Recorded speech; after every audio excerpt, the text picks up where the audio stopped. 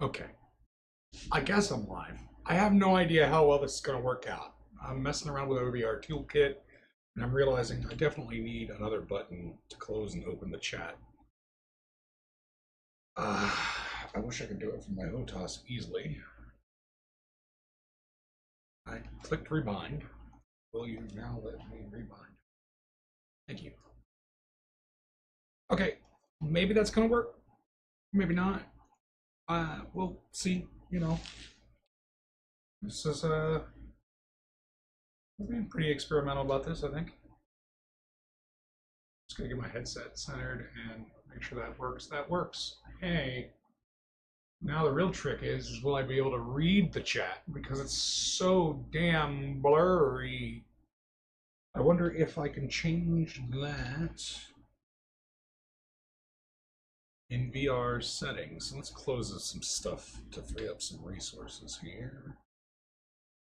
VR, yeah, VR, Trooper, see, virtual reality, yeah. You kids aren't gonna remember that one. Oh. For application video settings for OVR toolkit. Where is OVR toolkit? Where is OVR toolkit? It's not in the list. Well, that's a major bummer. Righto. And whatnot. Okay, well, I'm just gonna have to get really close to the Chathamabobber. What's this weather warning? Special marine warning. It's a good thing I'm not in a fucking boat. YouTube. Now I gotta share shit. I gotta try to share shit with the VR headset on. This is tedious as fuck.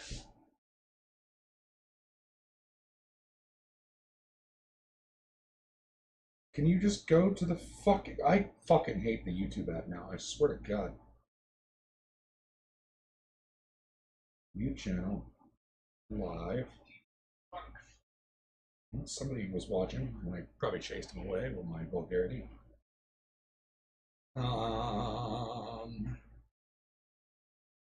Share.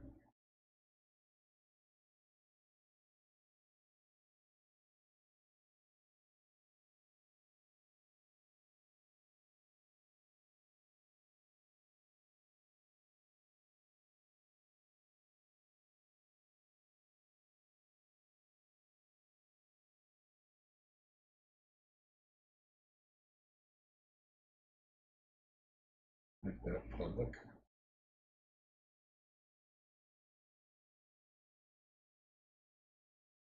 Why do you need to upload that? I mean, it's literally just a link.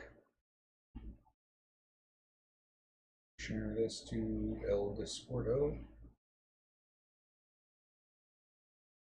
I might switch from VR. I'm not sure. I don't know how tedious this is going to be. So bear with me.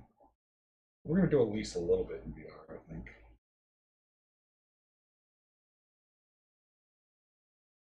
There you go.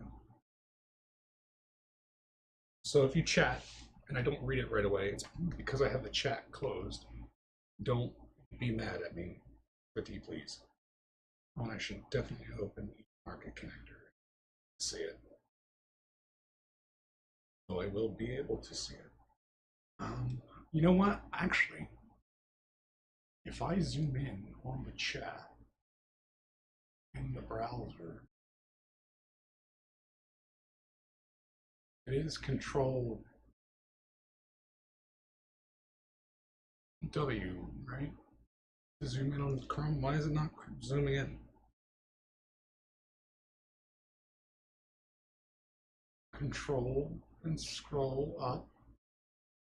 Okay, I just can't zoom in on the chat. Anything that might actually work to my favor does not work. This is just the way it goes. Am I stupid? Is it not control scroll wheel? I don't understand. My life is a lie. Okay, there we go. Beautiful. So I've got OBR, I've got a screen up above my chat, which shouldn't inhibit my ability to fly my spaceship terribly, except that I am flight assist off, which is why I'm drifting like an asshole. I was wondering what was going on there. I've got it on VR low settings. I have to, unfortunately. Um,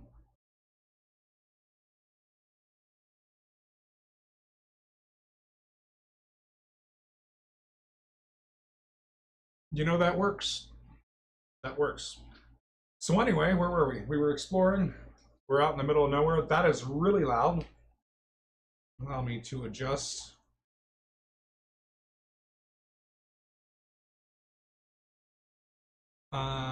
If you're in the chat, let me know how my audio is. Let me know if I need to turn anything down, up, around, over, inverted.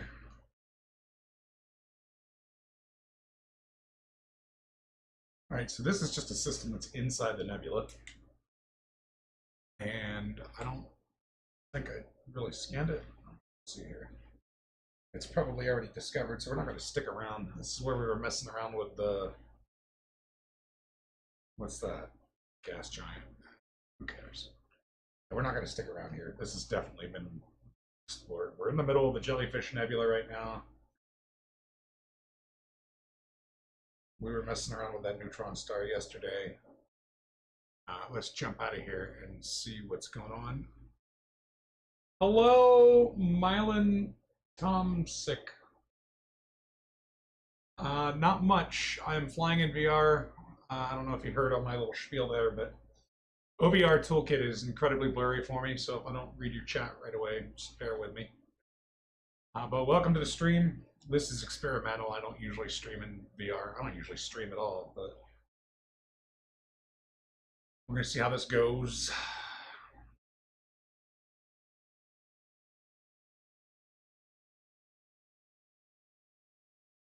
So we're way out yonder. We're heading for here. But I want to find a system or two. There's the Monkey Head Nebula. I don't think I've been there yet. Have I?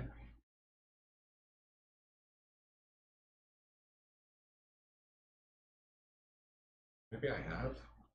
Let's check.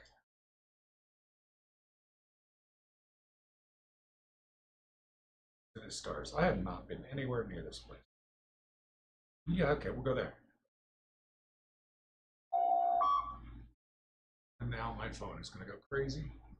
It's the only game I've ever attempted to buy VR for. You know what? This is the game that sold me on VR, because there's a lot of fun things to do in VR, but I just wanted to be inside the cockpit of my spaceship. I am all about immersion. And this is it. This is the cockpit. I look goofy as hell on the outside, I am certain. I apologize, but inside, I'm a motherfucking space cowboy, and I love it.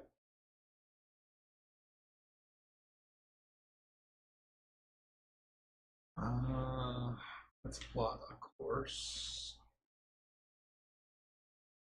Go there. 11 jumps. Not bad at all. That was the wrong button. We meant to do that. Oh, I gotta scoop the neutron star. Okay. Where to go? No, it's here somewhere.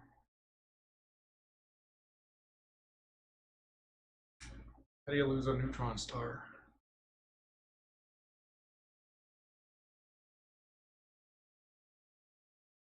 And I will say, this last couple of days is the first time I've messed around in the Caspian in VR. It's nice. I keep looking up the chat when the camera's in front of me. I'm stupid. It's okay, we'll get through this.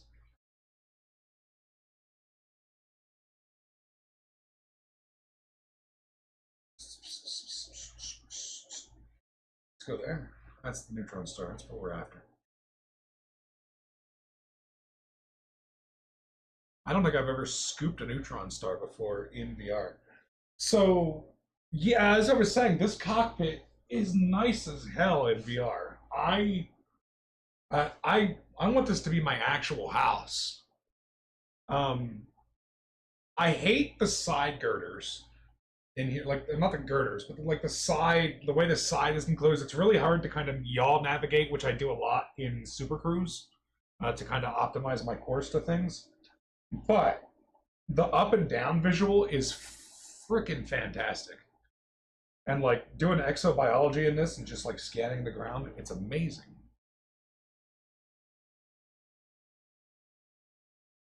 And the best part about VR is you can like first of all, there's a sense of scale to everything. That's the first thing that impressed me when I started playing this game in VR. Like you see how big the ship is. Everything has a scale. Now I do have one problem. Okay, is that I am a big man. I am 6'7". Okay, and it is extremely weird to look down and see this normal average sized body attached to my neck. So that throws me off a little bit. But like everything else is just in scale and amazing. Okay, let's not crash back into the star. There we go. Beautiful, beautiful. And can we reset our course? No, we gotta fucking go back into the galaxy map and do it. Because, you know, why would it be convenient? Oh, I guess it just is plotted. Whatever. This is fine. Throttle down to use FSS mode. Why? I'm not trying to use FSS mode. What is happening?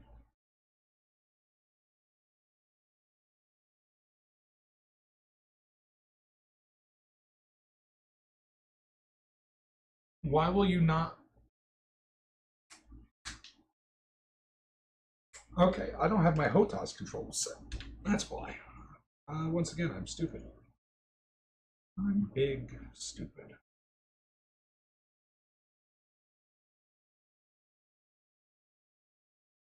Uh, Everything, as far as scale perception is concerned, everything is better in VR. Um, like when you come up to something big, it looks big. You know, when you can't, unfortunately, on ground or like on foot. What the? Okay, I'm still stupid. Unfortunately, like when you're on ground, it just goes into like a flat panel TV that you watch and play the ground stuff. But you can switch to the external cam, and for some reason, the external camera lets you see yourself in VR walking around outside the ship, which is stupid. They had the ability to put ground stuff in VR, and they just didn't do it for some reason, right? Um, and it's evidenced by the fact that if you go to the external cam, you're in VR all of a sudden. Um, so if you're in the external camera and you're like looking at your character standing next to your ship, oh my god! And you're not paying attention, you'll crash into a neutron star, possibly die. These things happen. Fine, everything's fine. How are you? Where'd it go? Oh, that's pretty. Is that the one I just came from? Oh, okay. Also, neutron stars are far more terrifying in VR. But yeah, like the planetary perception's great. Um, I think this is about as close as to feeling like an actual astronaut as I will ever get in my life. Is just playing Elite in VR. Um, Especially when the neutron star tries to make you throw up.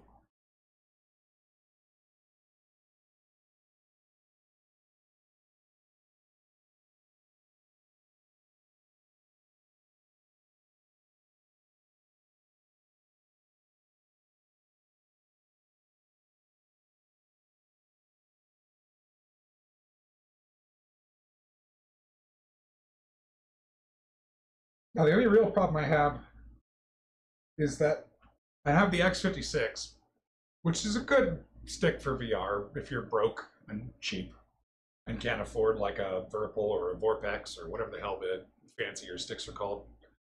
Um, but the X56 has no detenters on it. It doesn't have like a notch to like stop the throttle. And so to like actually gauge what my throttle is at, I have to look down at the throttle in game. And the problem with that is the same problem the X56 has. They built the X56 with a little meter under the throttle sticks to show you what your throttle is. I hope I'm looking at the camera. I'm in VR, so I can't see shit. So, but like, The problem is they didn't put a needle to indicate where the meter is, which is makes the needle or the meter pointless. So to fix that, I had to take electrical tape and a string. If you got the money, get VR. Like you're not going to regret it. It's been fun. This is an old headset. This is the HTC Vive. I've had it for 6 or 7 years now, I think. But like even now, it's still great. And I know that the newer headsets are better than this. Um, but if you want to be there, this is it. The technology's here, right? Like this one, the only thing that seems to be a problem is I'm running a dinosaur machine. Like I need to upgrade. My processor is pretty slow. It's like a 3.2 gigahertz Intel 4560 or some shit. I've got a GTX 1060 6 gigabytes. This is a really old machine, and it's just on the edge of being able to do VR. So I can't really turn the super sampling up, but like if you turn the super sampling up, it gets really good. It's very crisp. It's very nice. It feels like you're in the game. With the super sampling down, everything's a little bit blurry, which is why when I'm looking at the chat, I have to like do this to like because there's a screen that I've got up here using a program. Okay, the VR didn't like when I did that. There's a screen up here. There's a program called OVR Toolkit that lets you put like little modifiable screens in so you can see like your desktop and stuff while you're in VR. And so you're up there, and I can like look in on the chat up there. I've actually got you right above my chat here, but you can't see it on this screen, unfortunately. It's a good thing this one isn't a neutron jump because I am way far away from this star. I've been sitting here shooting the shit.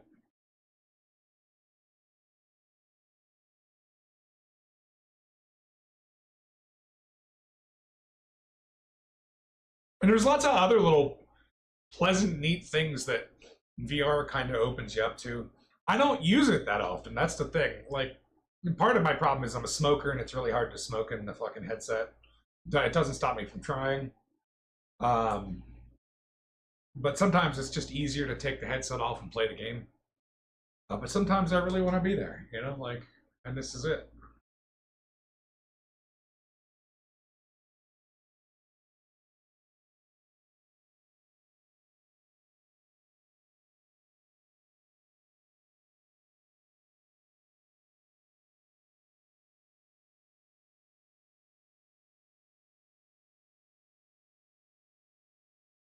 But yeah, same problem with the throttle in the game. There's a meter on the throttle, right? You see the meter, right? Like, where's the needle? So I've kind of figured out if you look at if you like angle your head just right and look at the bottom of the throttle, like that's kind of the needle for the meter. But it just seems to me that there should be something, you know, precise. We are stuck in a Braven tunnel. Yay.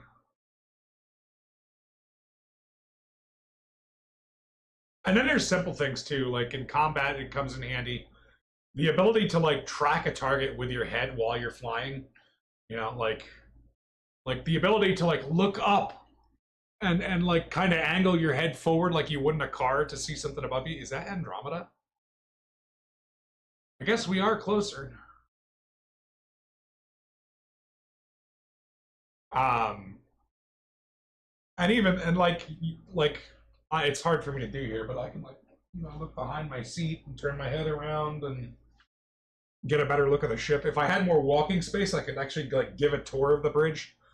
But knowing my stupid ass, I'd walk into the wall.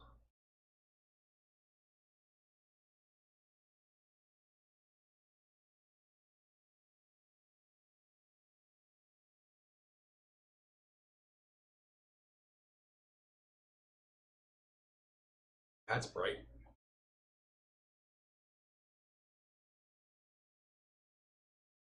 How many jumps we got to go? 6 jumps? I got plenty of fuel.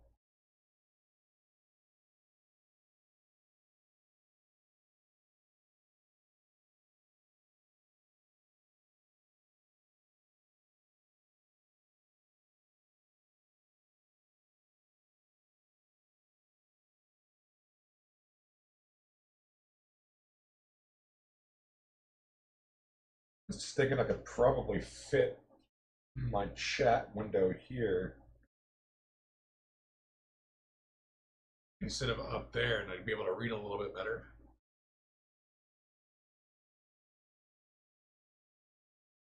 There used to be an easy way to just stick the screen to your head so that when you would move around, the screen would follow your eyes. But I don't know how to do it anymore. And I don't know if that would be worse or better.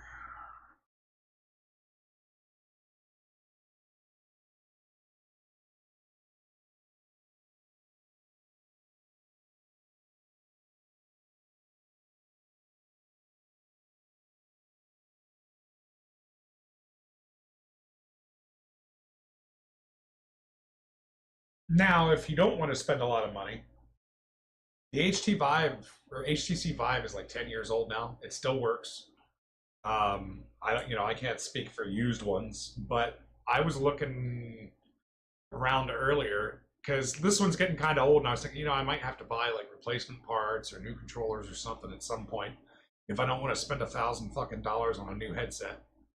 And I was looking, some people are selling these things for like 50 to 80 bucks. It was originally like 500 bucks for the full kit. So, look for a used headset. As long as it's in good condition, still works, you'll get the experience. And you'll see what it looked like 10 years ago, and then maybe you'll say, fuck, I want to buy the new one and see what the new experience looks like. I wanted to do so. Oh, yeah, I want to get out of this suit.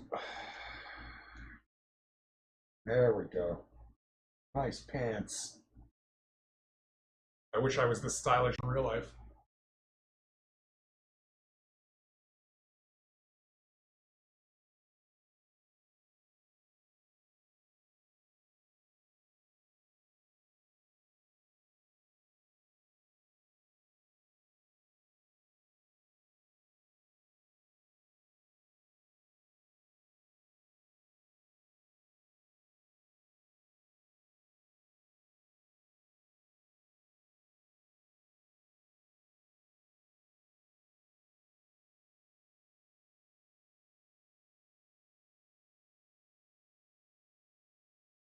$34 bodies. I bet this place is probably pretty explored already.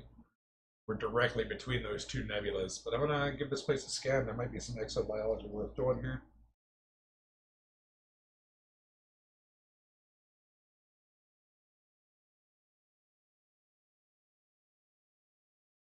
No Earth likes, icy bodies.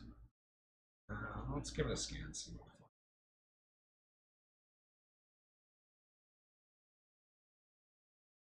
A bunch of asteroids.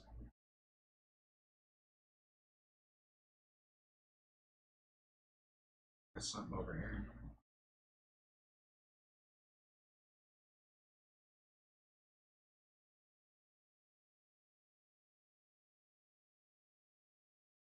Gas giant with water-based life. That's not bad. Mostly hydrogen. I've yet to find a helium gas giant. Apparently they're rare, but you can find them. They're worth a pretty penny. Discovered first by Sheriff X Fatman. Well, congratulations, Sheriff Fatman.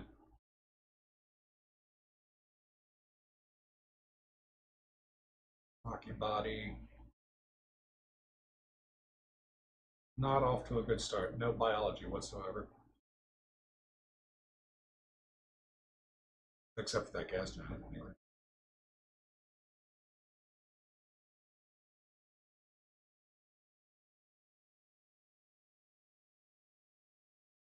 Oh, 5 bio. Okay, we're going there for sure.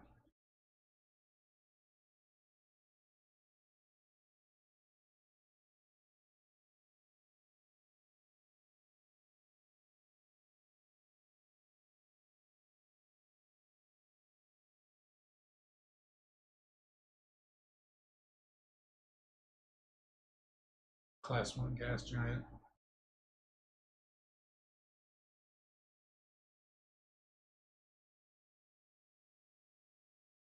I wonder, maybe there's a trick to finding helium gas giants. You would expect it to form in a system that had a lot of helium. So I wonder if there's any star classes that form from like previous dead stars that tend to have more helium than hydrogen, or maybe a star system that forms late in a star's life cycle.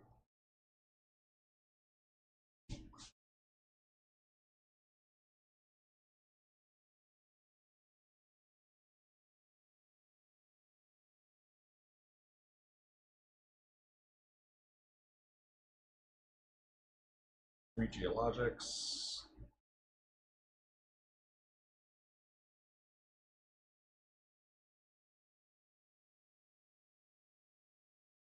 Geologics. Lots of geologics.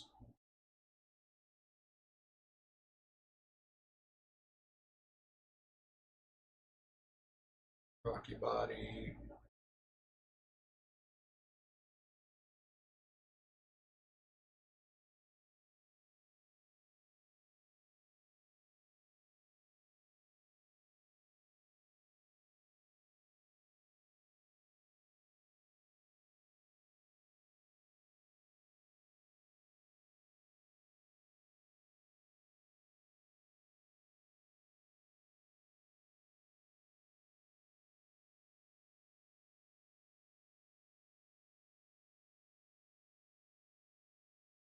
Two biologicals. One biological. Got a little bit of exo in this system, not a huge amount. Me being a completionist, I'm probably going to hit them all, though. Even though it's probably all fucking bacteria on all those.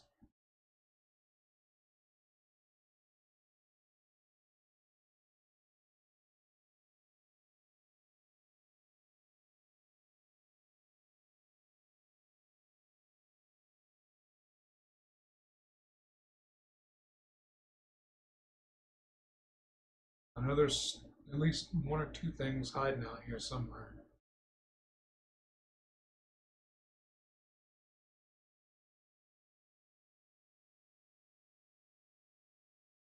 Where, oh where? Never know. Oh, what do we got? Yeah.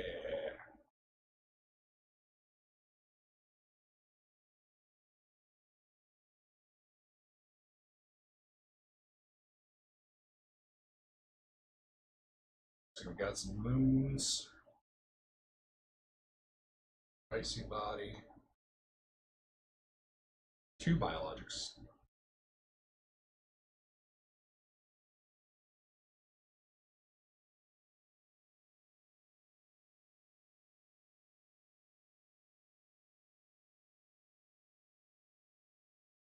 Two geologics.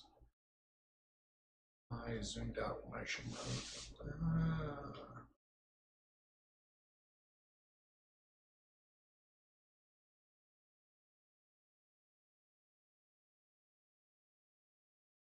Alright, we got a bunch of stuff going on in this system.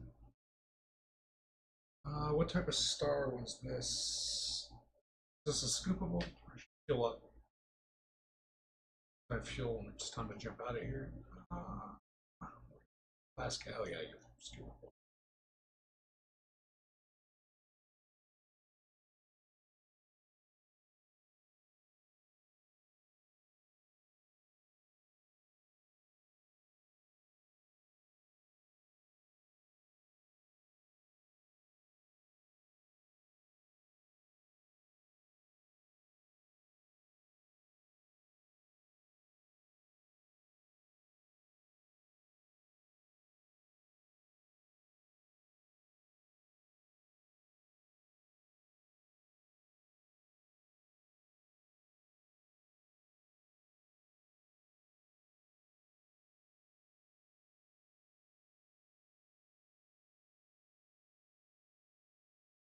That's what we need to cook the pizza rolls.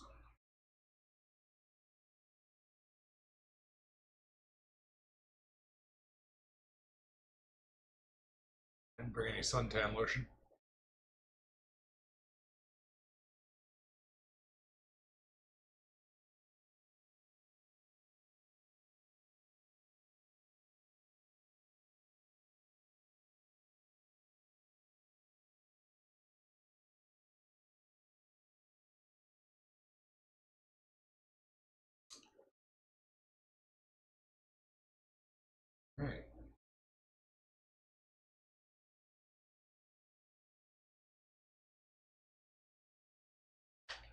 So let's see what we got. I know we saw at least a couple of bios here.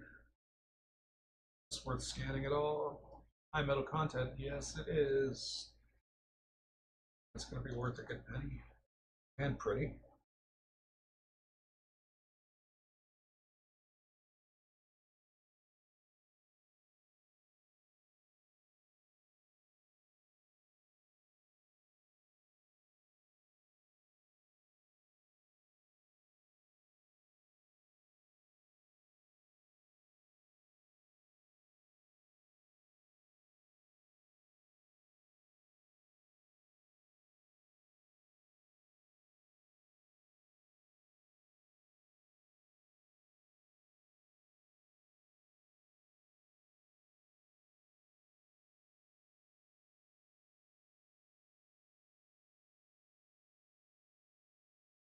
This planet will give you a heartburn for sure.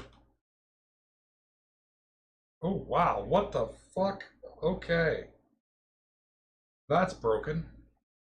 Okay, so VR is two lenses, right? And usually, what the fuck? That hurts. What a shame that Frontier has given up support for VR, because they're never going to patch this. So from now on, for the rest of my life, I'm just going to have to deal with planets having two different images and two different eyes.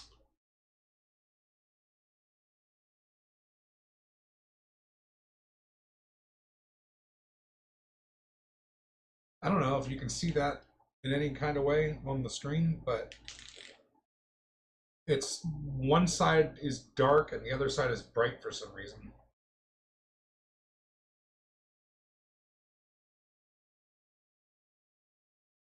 I hope it's just that planet type. That's a pain in the ass. Pain in the eyes. All right, what do we got next?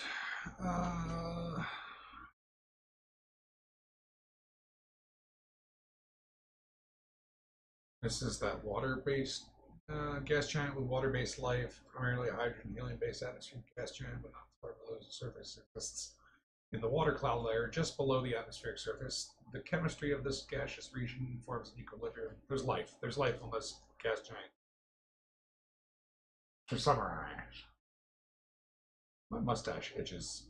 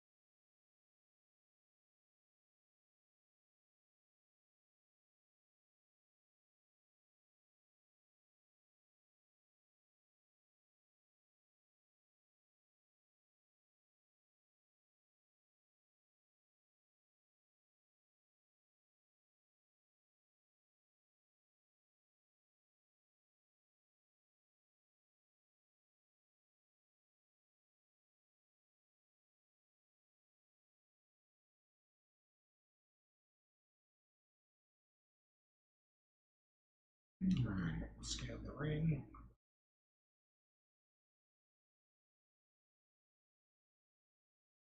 This planet's doing it too. It's the scanner.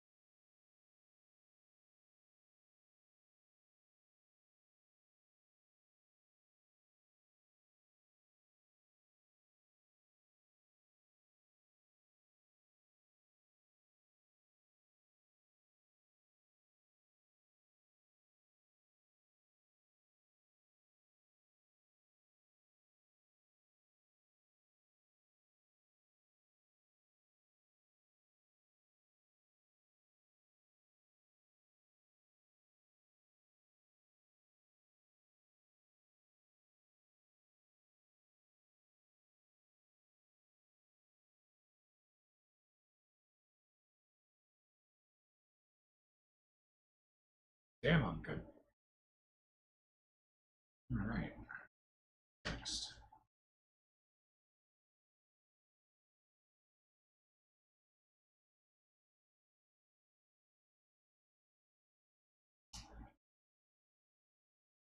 Rocky World, nothing going on there.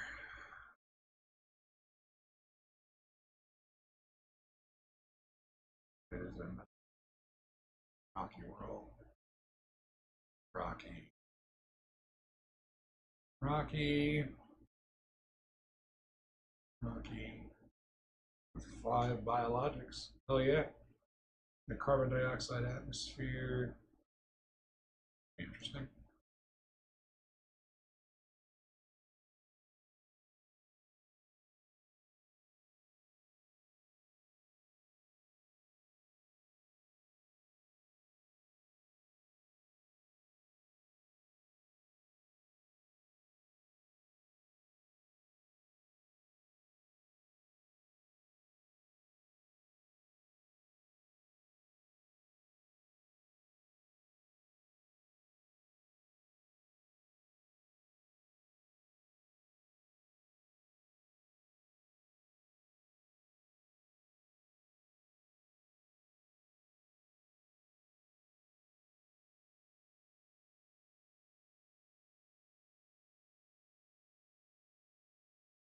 I wonder if OBR is causing it too. Actually, no, it's not OBR. A couple of probes should do this.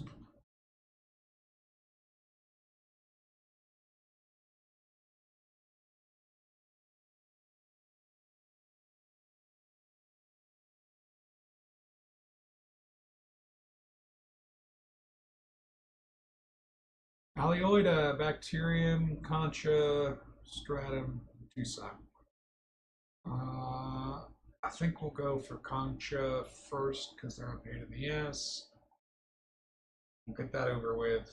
Maybe we'll find something else in the process. But we need to find a good spot. I'm going to close the chat for a minute so I can see a little bit better. All these little patches suck. I don't even know how big they are. It was only a 2 probe planet, so it's not even that big a planet. So these little patches, I could probably drive over in an SRV in like 5 minutes.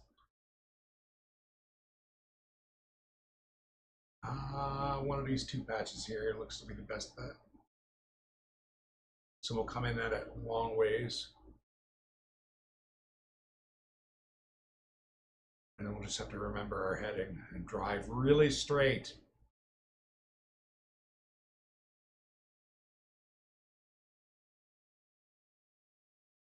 Oh, that pixelation's amazing.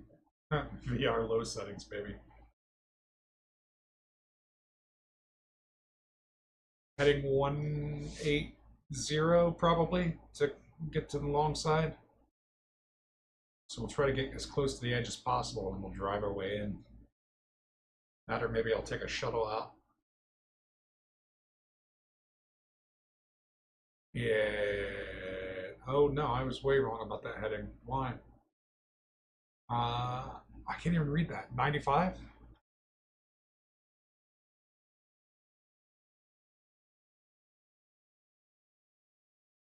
Bring it down nice and low and start scanning the surface.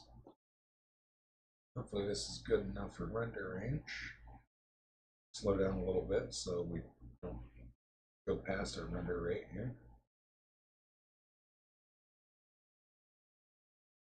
We can even get a little lower.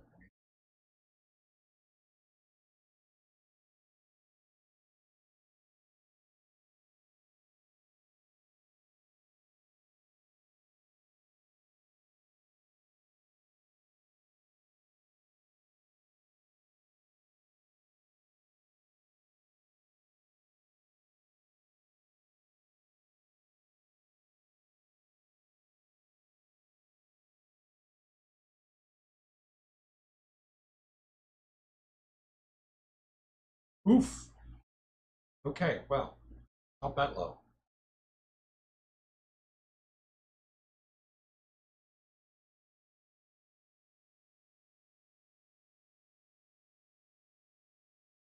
What is that?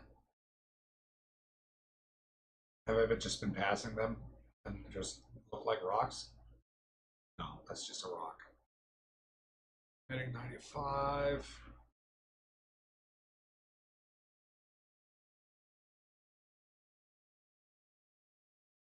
Maybe they're down low in these little pits. Uh-huh. That's why we got shields. Oh yeah, there they are. Okay, well how the hell did we get down there?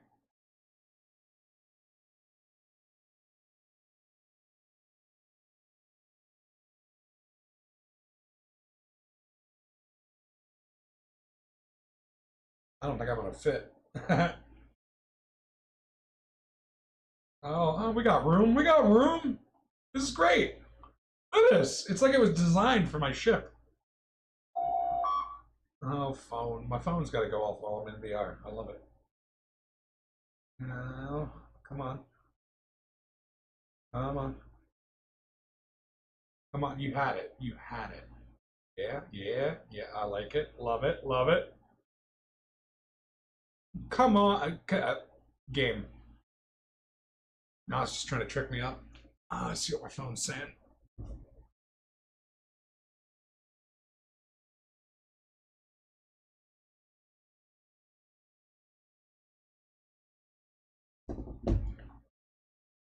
Have a sip of coffee.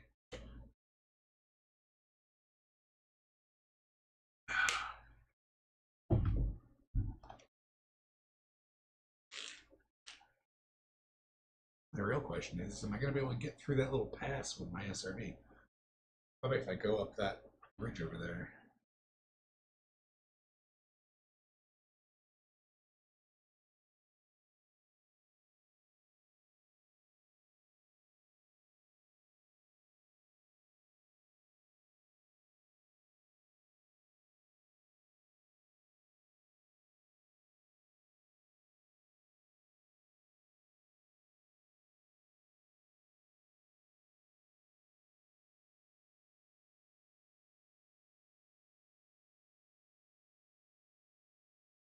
I want to check and see if there's any behind the ship, just so we have good distance on the next ones.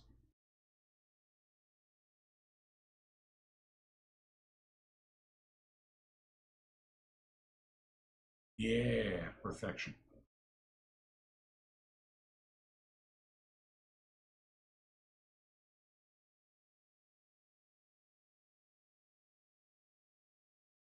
Where's my controller? I got a blind hunt for my controller now. Yeah, there we go.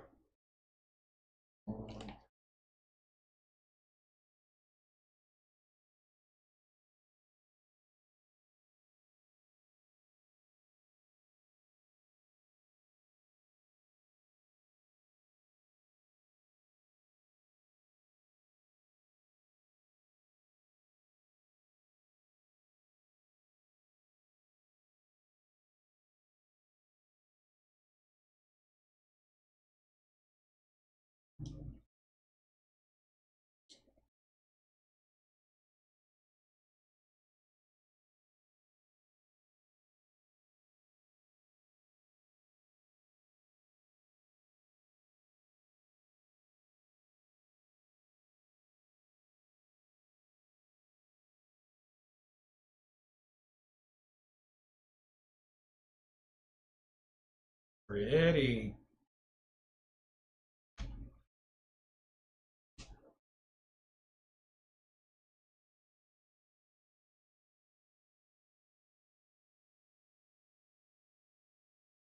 Oh, how far do I need to be from the next one? 150 meters.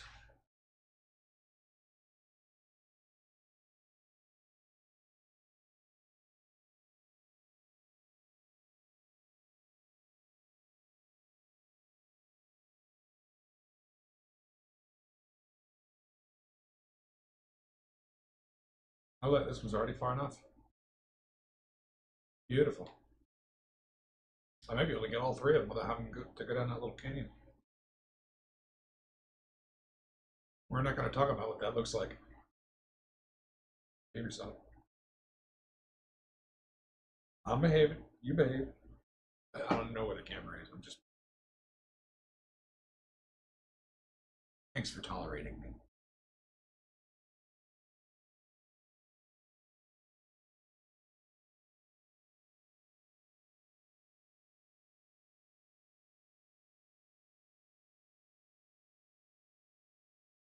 Is that far enough? Oh, that's just far enough. That's disappointing. I kind of wanted to drive down that canyon. I kind of still might.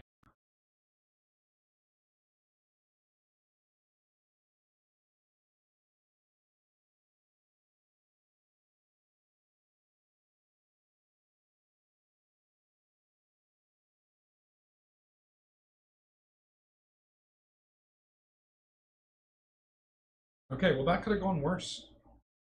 Yeah, yesterday I found one of those a planet with like the spots for it were even smaller. I am way off center now. Awesome.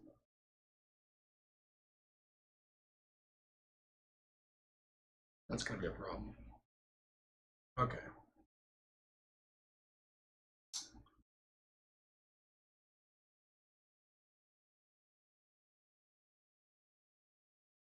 I'm gonna have to adjust that every single time. That's annoying. Maybe there's a button I can set for that. Ow. Maybe if I hit minus. Oh God. And then hit enter. No. Okay. Well, that didn't work.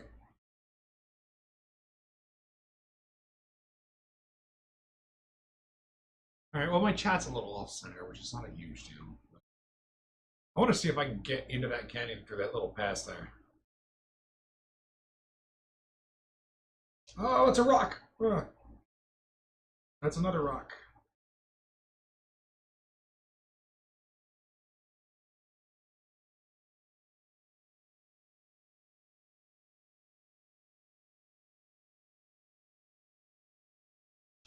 Oh, I could get in there for sure. The question is, would I be able to get out? The world may never know. My tire is trying to fucking get me out of here. So this is another nice thing about VR. Driving the SRV is so much more fun, but also so much more nauseating. But it just feels right. Like being able to look down and see your wheels do their thing and like watching them pass over like terrain and shit. It's amazing. Look at this rock. I'm probably not going to be able to make it over this rock. Just watch. Yeah, no. Fuck that rock. Oh, okay.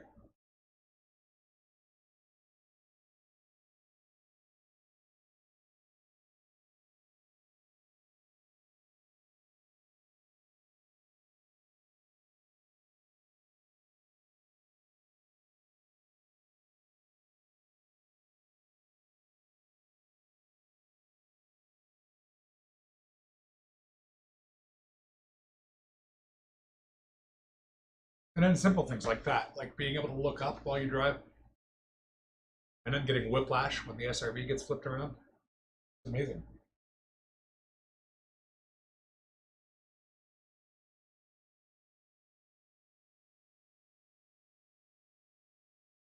All right, let's get back to orbit and see where we need to go next. I thought that was going to take longer than it did.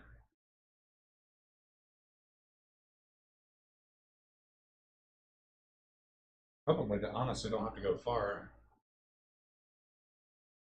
But we'll go up anyway just to see.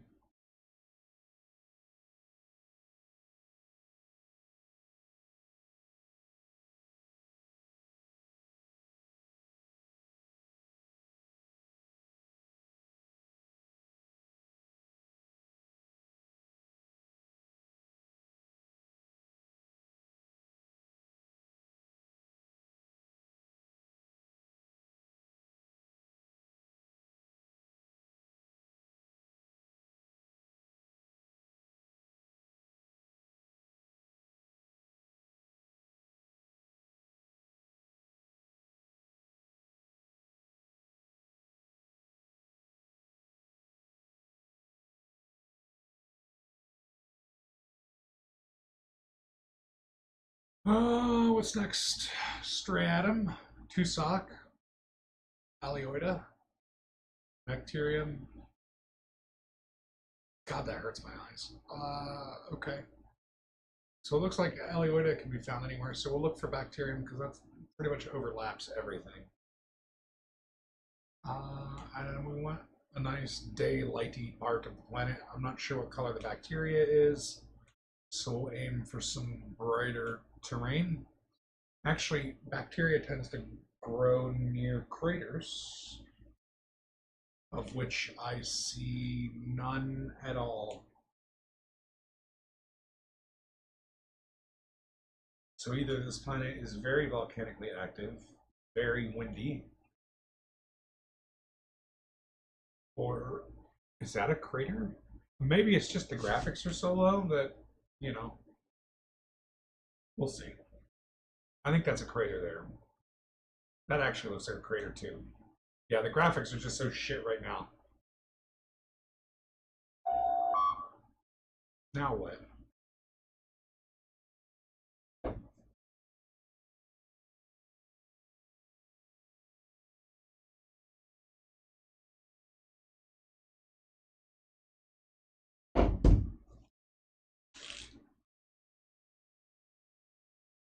Is that you messaging me, Will? Are you in my chat?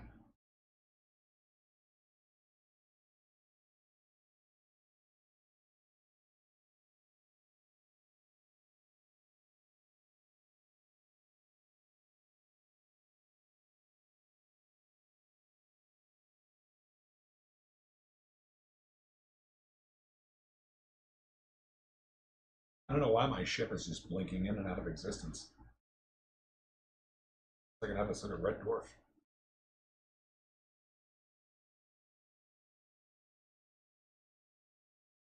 I guess we need to slow down if we want to actually see anything.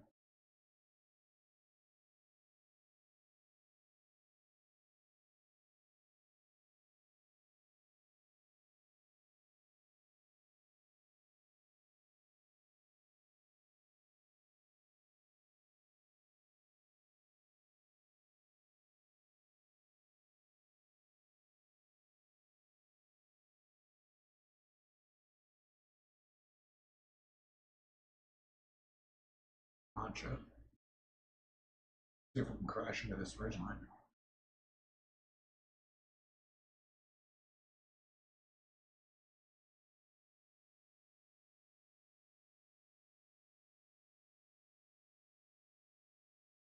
Oof. I forget that I'm not in a fighter.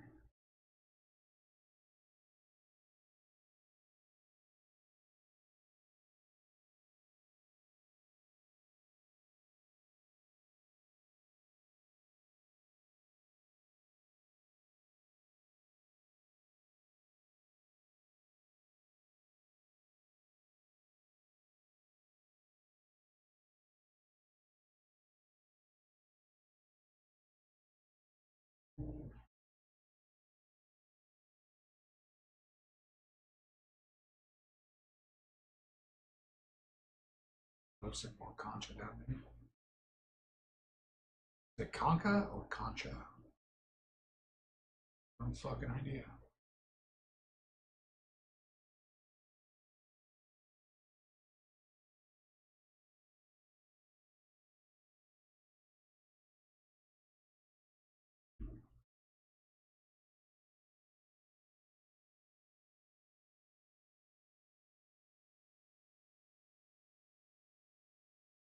Oh yeah, I love these deserts.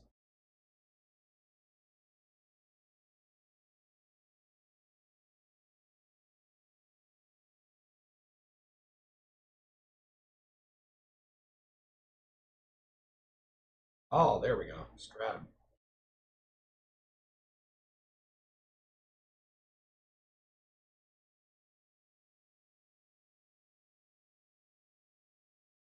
And bacteria. Yeah, the render distance just sucks ass in this thing.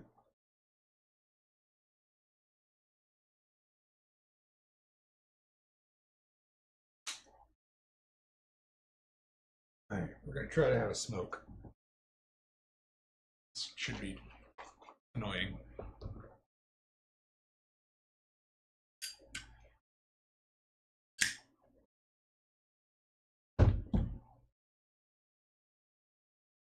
my second ashtray.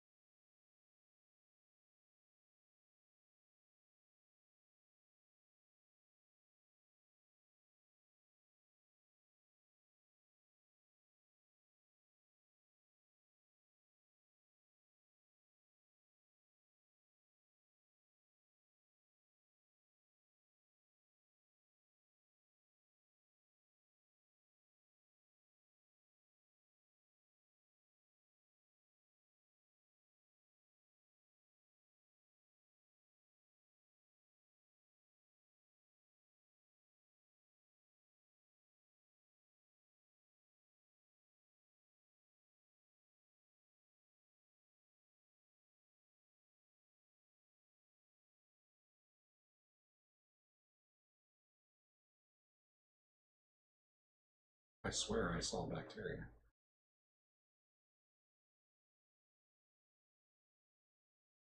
Okay, well, let's get this first.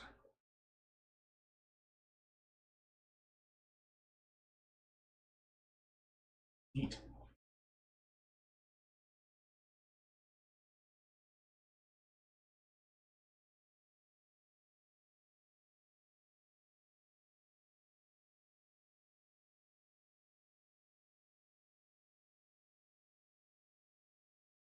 That's different, whatever that is. That must be the cactoida.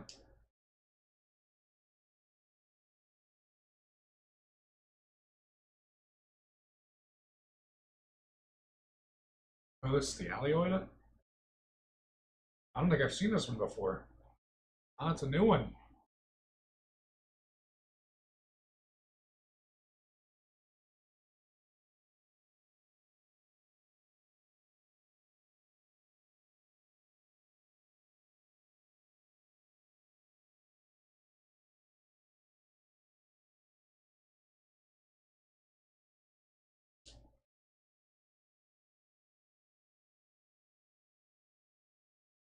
Well, howdy, Ron.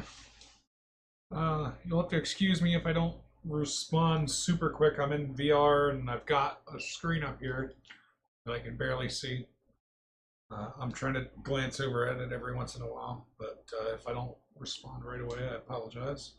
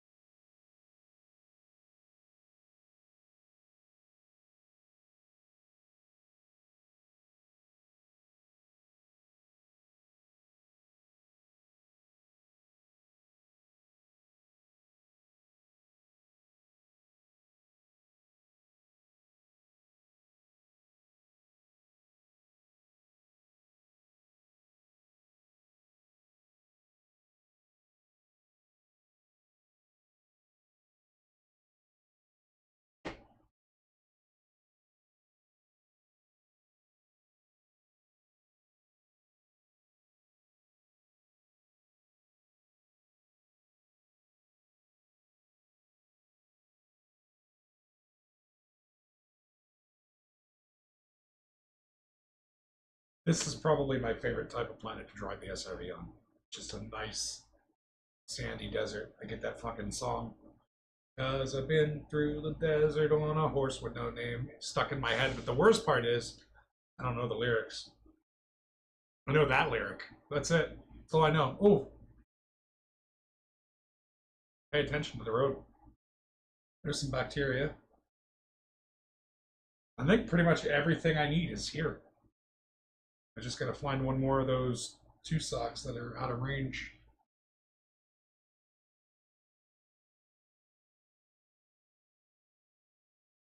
Is that some right there?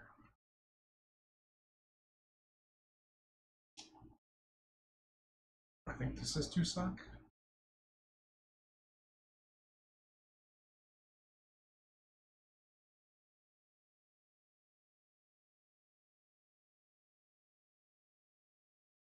I love blind dash train. It's here somewhere. There it is. Y'all will let me know if I let myself on fire, right?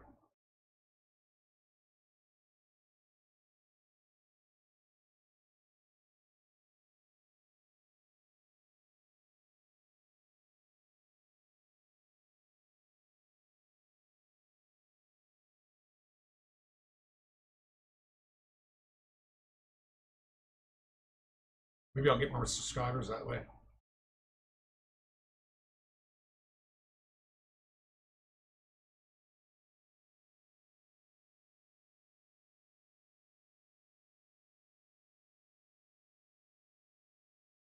I don't know why the sample tool shakes in my hand like that. Can you guys see that, or is that just on my screen?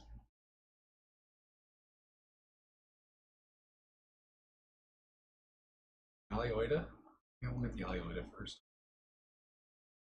The stratum will be easier to spot later.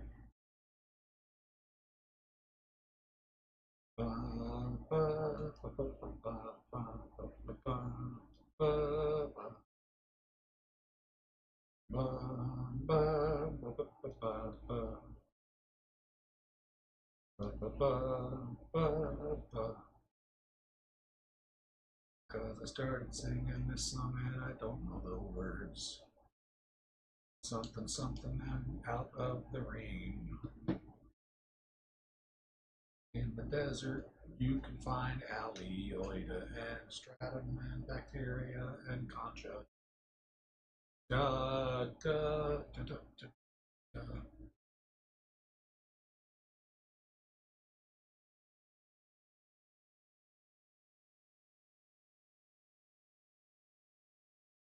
Oh, that's a rock. Oh, okay, we're fine. Don't panic. Are you Alioida? I can't tell if that's Alioida or, you know what, let's just scan it with the SRE.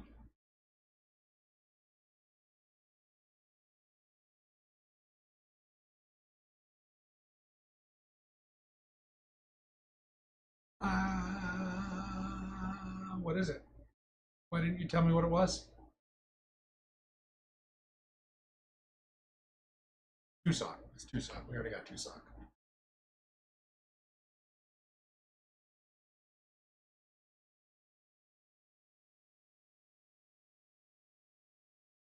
I think that's definitely Alioida.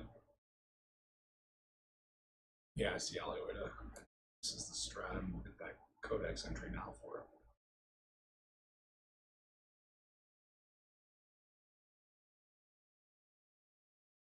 So how you doing today, Ron? Ron, how do I pronounce your name? Do I just call you Ron, or is it Ron Sire? Ron CYR? Ron Kier?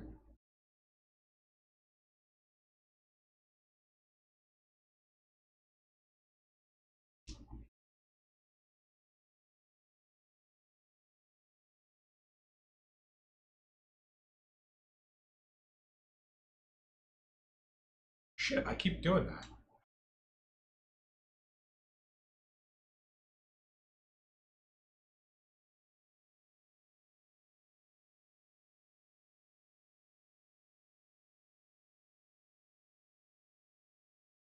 And I know for sure there was some back by the ship.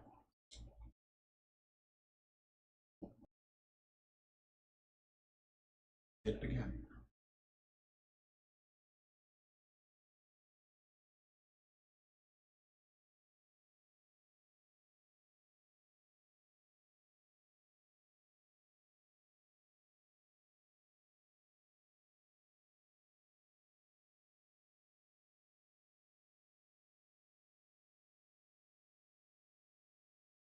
Oh, we're gonna break the prime directive. Oops.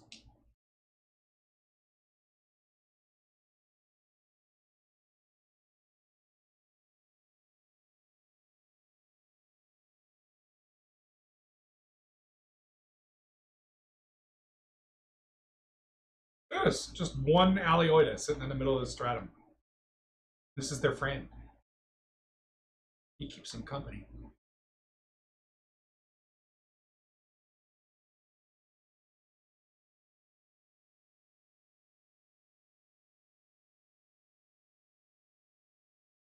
So let's say we got 3, we need 2 more. So we need stratum and bacteria. These are usually worth a pretty penny. This is the lime. What's this one worth?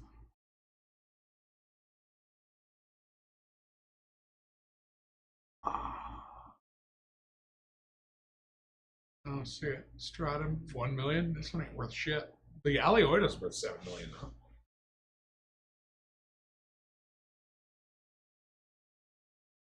I don't know why my turret's just glitching out and moving around.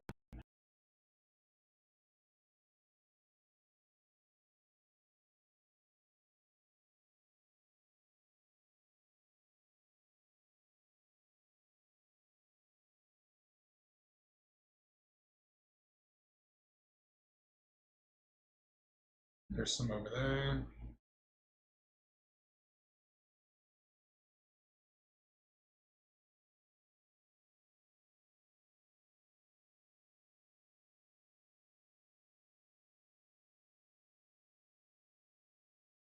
This one's still too close.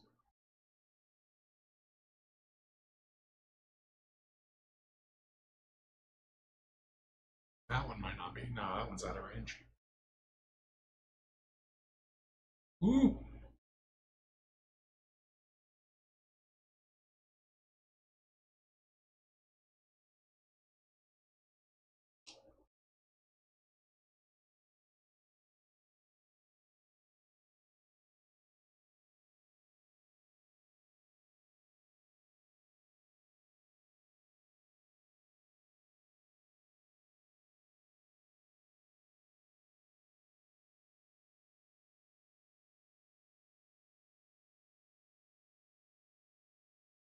Oh, I did it again.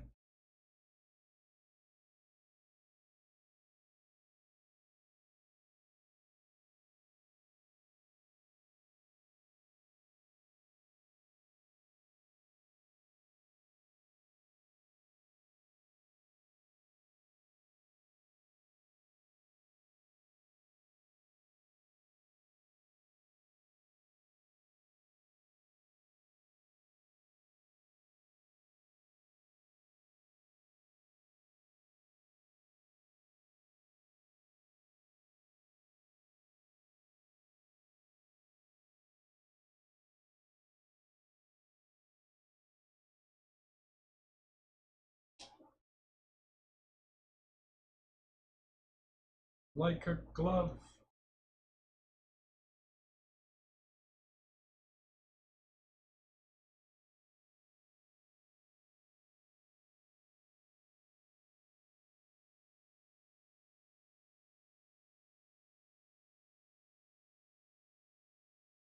That only leaves bacteria. I haven't been so anxious to catch a cold in my entire life.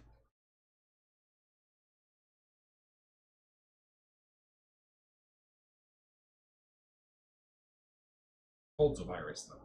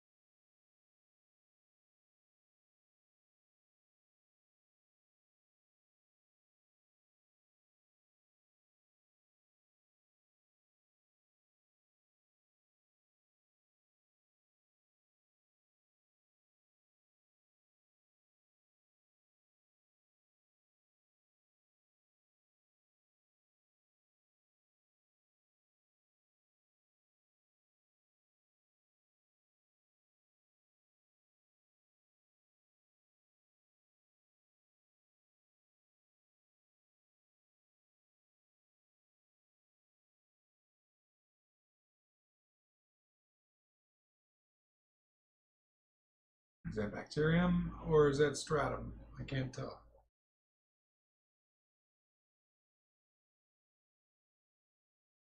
A stratum.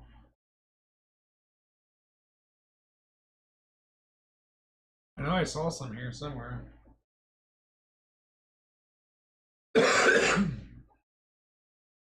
Oh, there's some right there.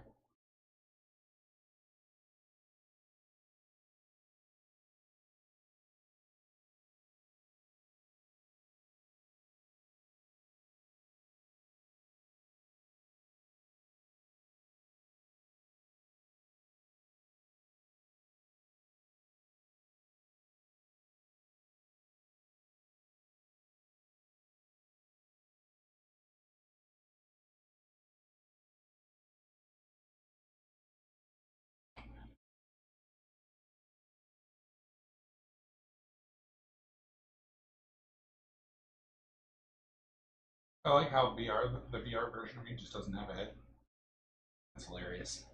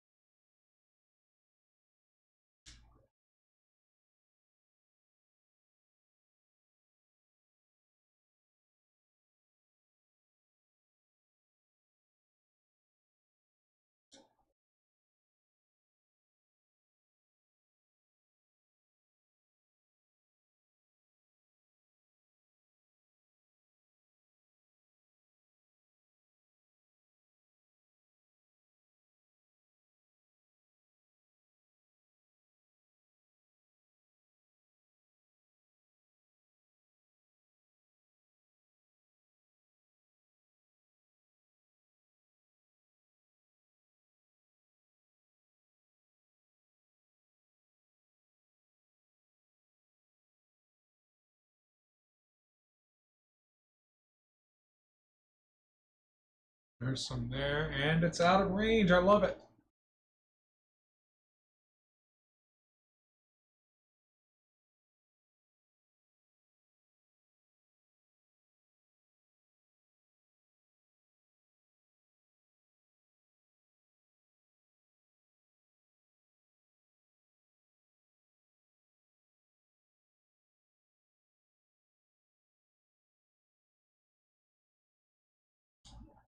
One more and we're scot-free.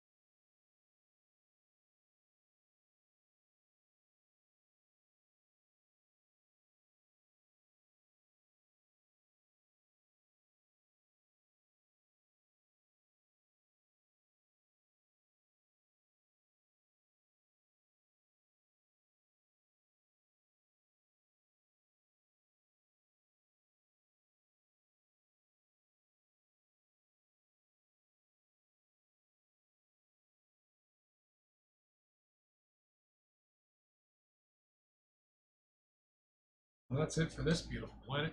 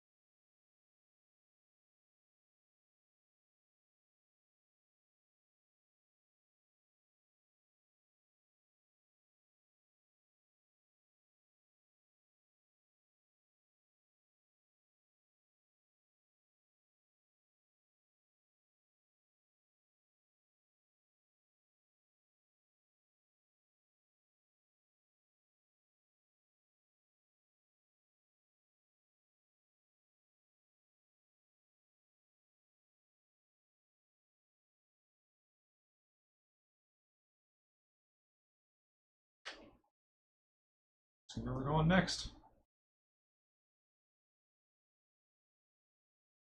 Scan these rings and what do we got here? Geologics. Rocky. Rocky. Rocky. Good.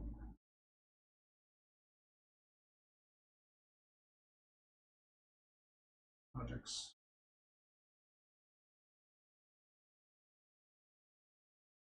Geologics. A scan of the rings at least.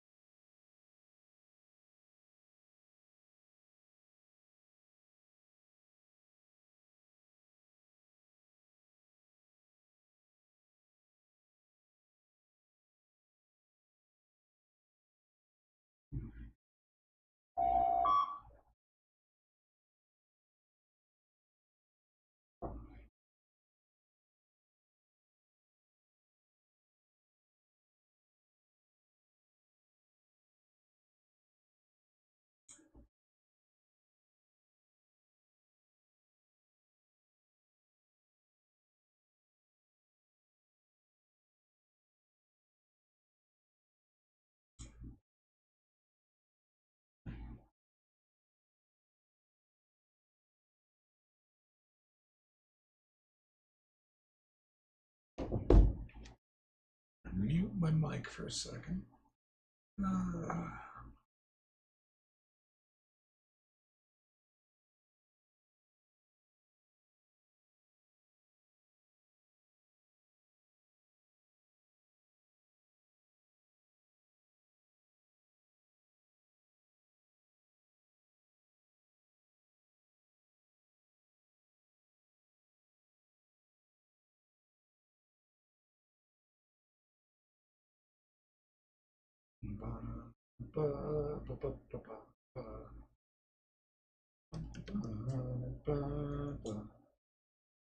Can I zoom in on the motherfucker?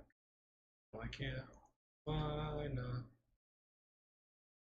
Son of a fucking goat.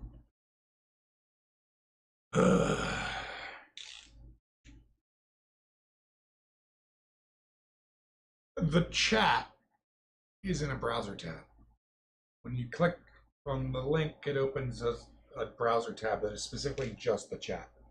And normally, in a browser, you can zoom in, which would be great because I'm in VR and the browser is blurry and I have to like move my head into it to be able to read you guys.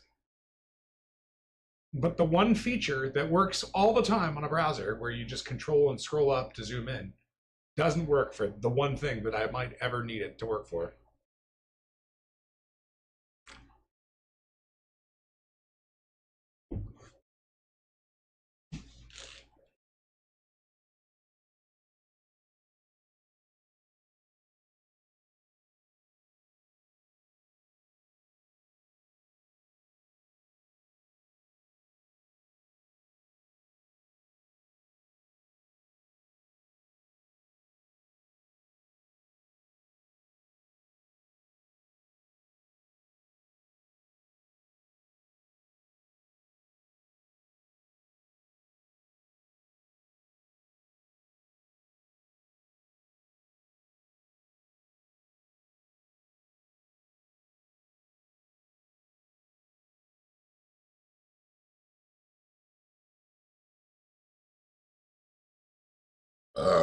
Damn. Either way, I think we're going to take a break here. Switch out of VR. VR is fun, but it does get exhausting. So I'm going to take a brief intermission, and we'll be back after a brief message from, well, nobody. Technically, I'll still be here. I'm just not going to be able to see anything. So feel free to chat. Feel free to hang out. Feel free to laugh at my ugly please stand by screen.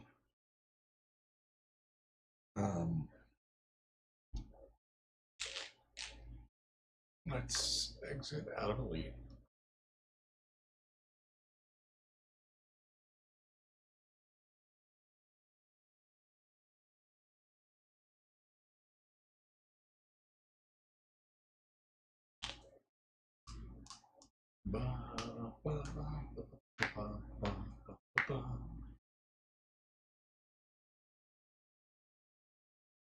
Reset options to my usual graphics settings now.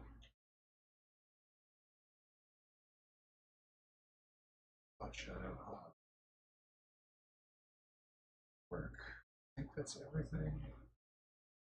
You know, some of it needs the game to be restarted to take. I'm doing it now. Exit. I'm taking the headset off. I won't be able to hear. Well, I can't hear you guys. I'm just muttering a lot today. I apologize.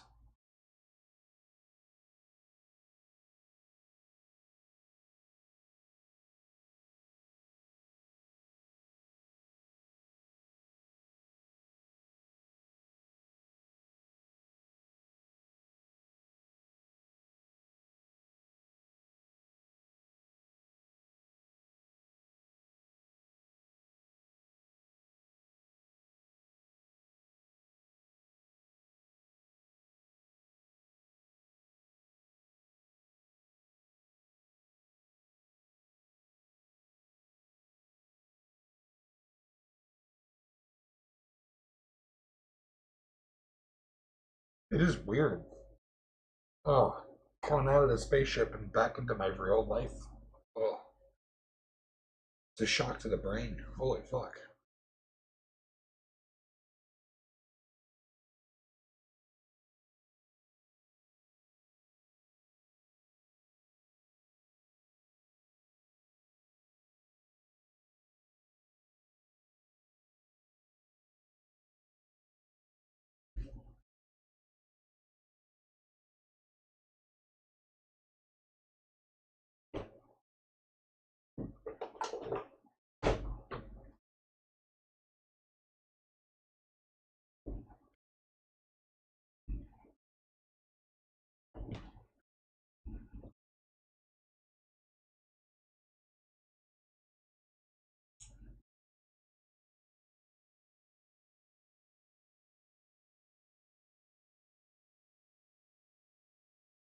Did I just try to play it from the speaker? Because that would be regretfully stupid. It did. I don't know if the audio is messed up. We'll see.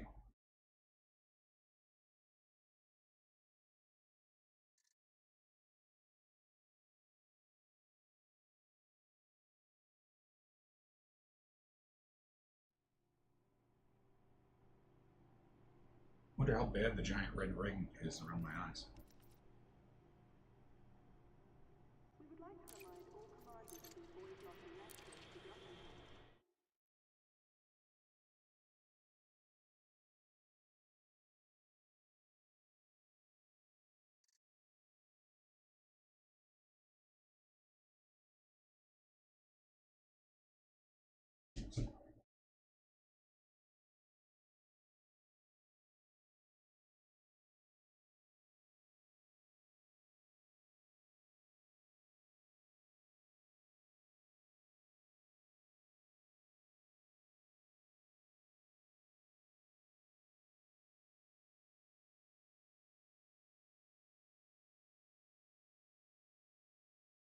Load in.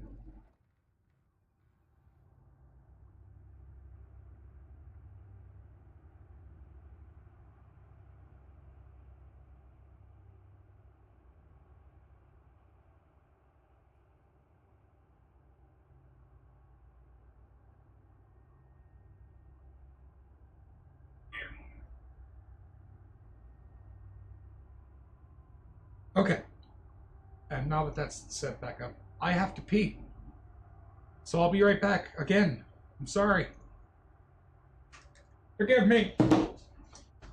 My bladder beckons.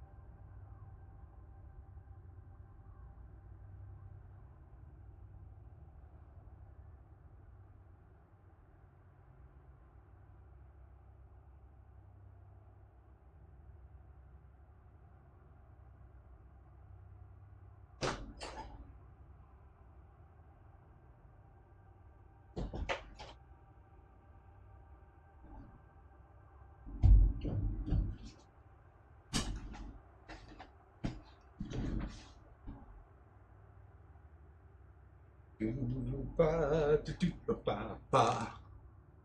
Rabado versus Rabado.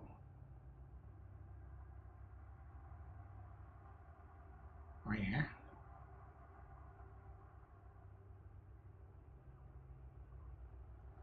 Okay. What the hell were we doing? We were looking for that planet with the stuff and the things. We gotta go there. Do that. Whatever that was. I don't even know where I am now, man. That was the one we just came from. Oh yeah, we're going to this big fucker here. We're gonna go scan these rings. Frameshift drive charging. It is weird. Huh. After a long session of VR, your brain is used to having like the ability to look around, and now I'm just stuck to the screen.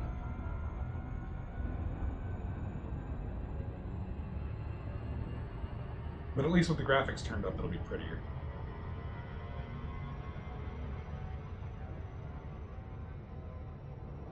One day I'll get around to building a real computer. I'll just be able to max that shit in VR. I used to be able to, but as they've updated the game, it got less and less optimized. And now I can barely run VR mode in like VR medium, ultra, give or take.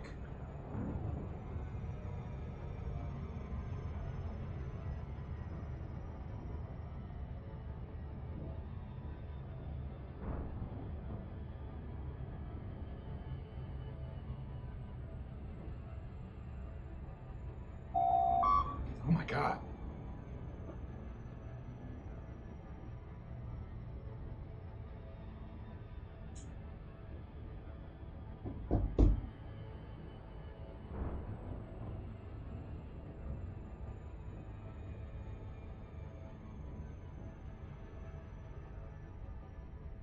I feel like that's right on the cusp of becoming a brown dwarf, just because it has a slight glow to it.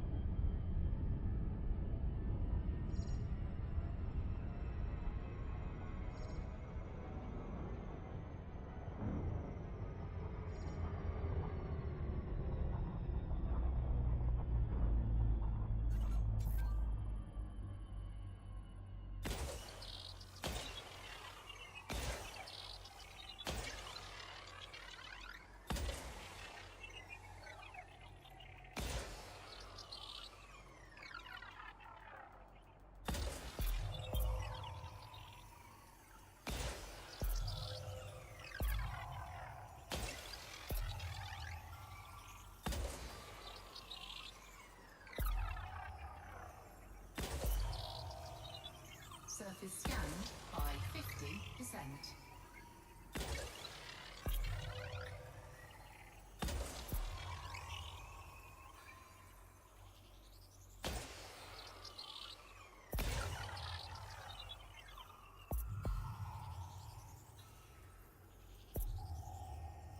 Surface scan complete. Surface scan complete.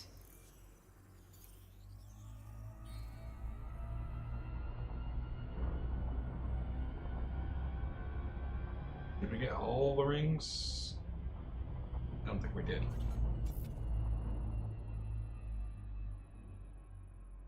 Yep, just the slightest little gap. And I missed. Oh, I didn't.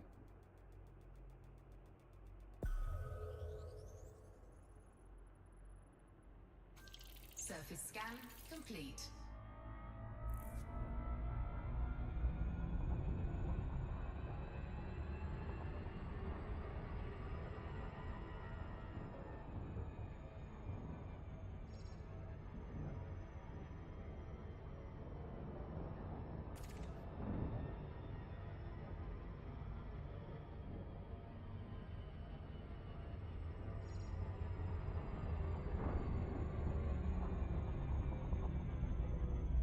Oh, there's actual rocks there.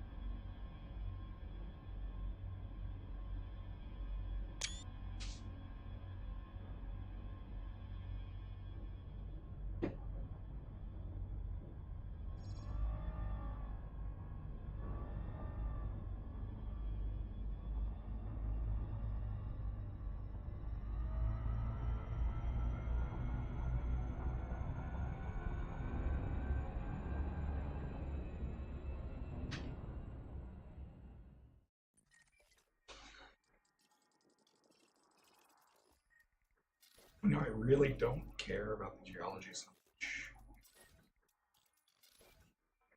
I kind of just want to rank my exobiology.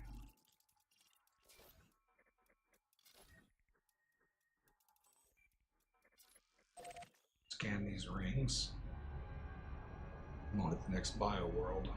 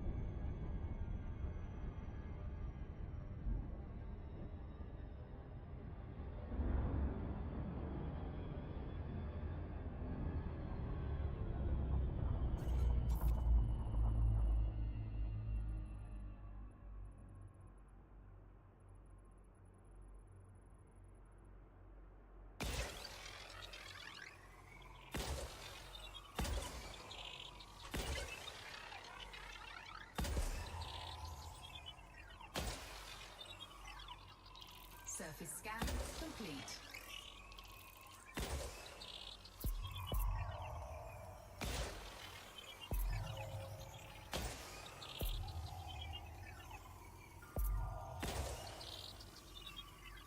Surface scanned by 50%.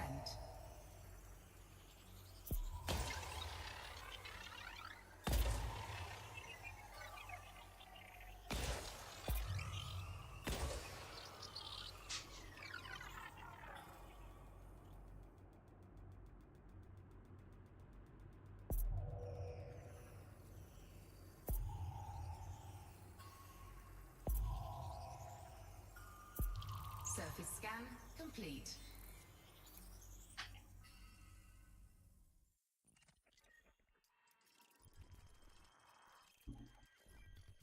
What do we got? What do we got? 2 geos, 2 geos, 2 geos.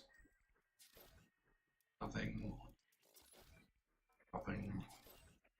Junk. Junk. More junk. 2 bios.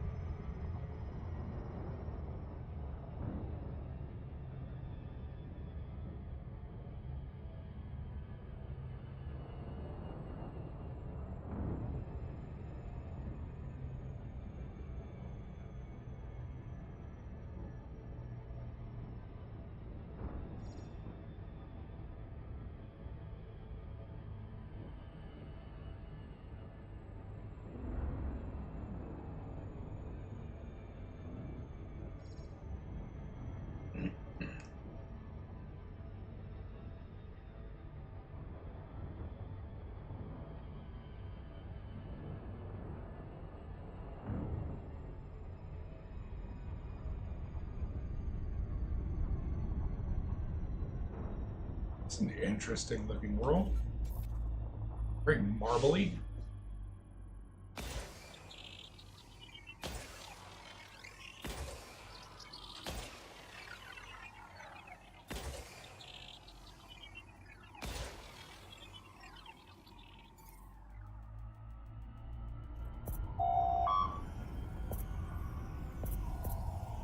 Surface scanned by 50%.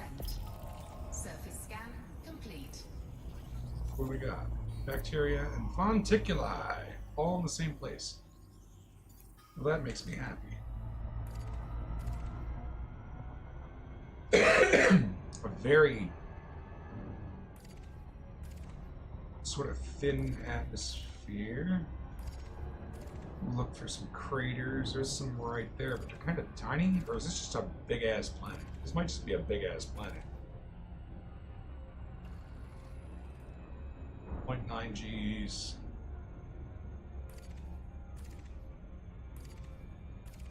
We'll swing out kind of this way. Orbital flight engaged.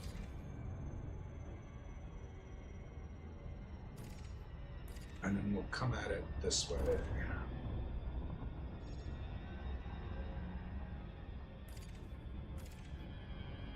Look at that green terrain. That's interesting.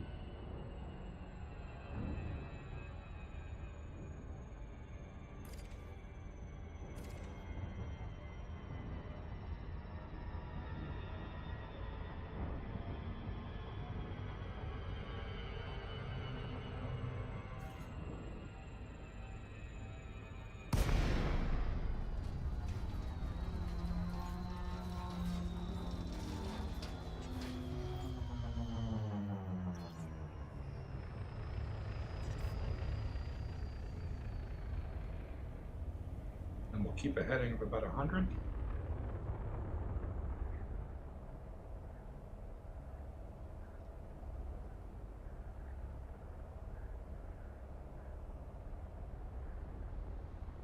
I doubt we're going to find much in this little area here. Just wanted to see what the deal was with this green terrain.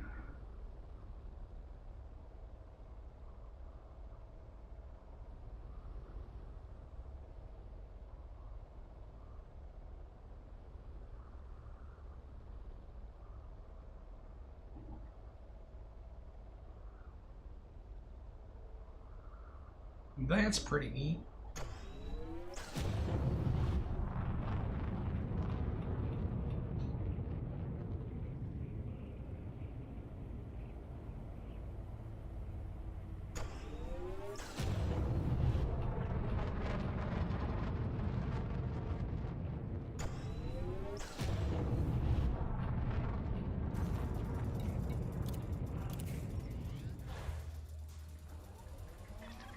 Roger that. I'll take care of the mothership, Commander.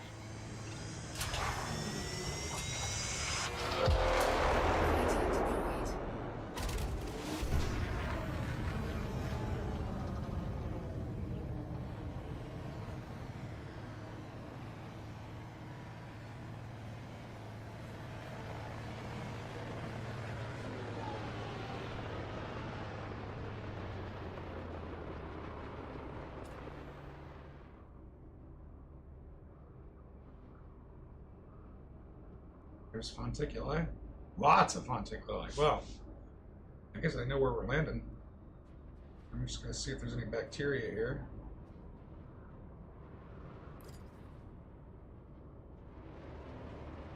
Look at our codex scan real quick.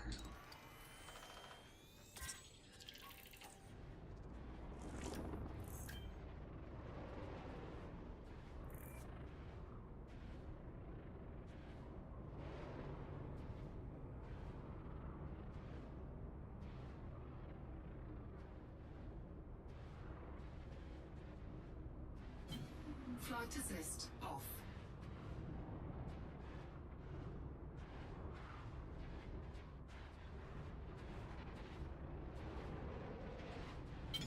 Flight assist on.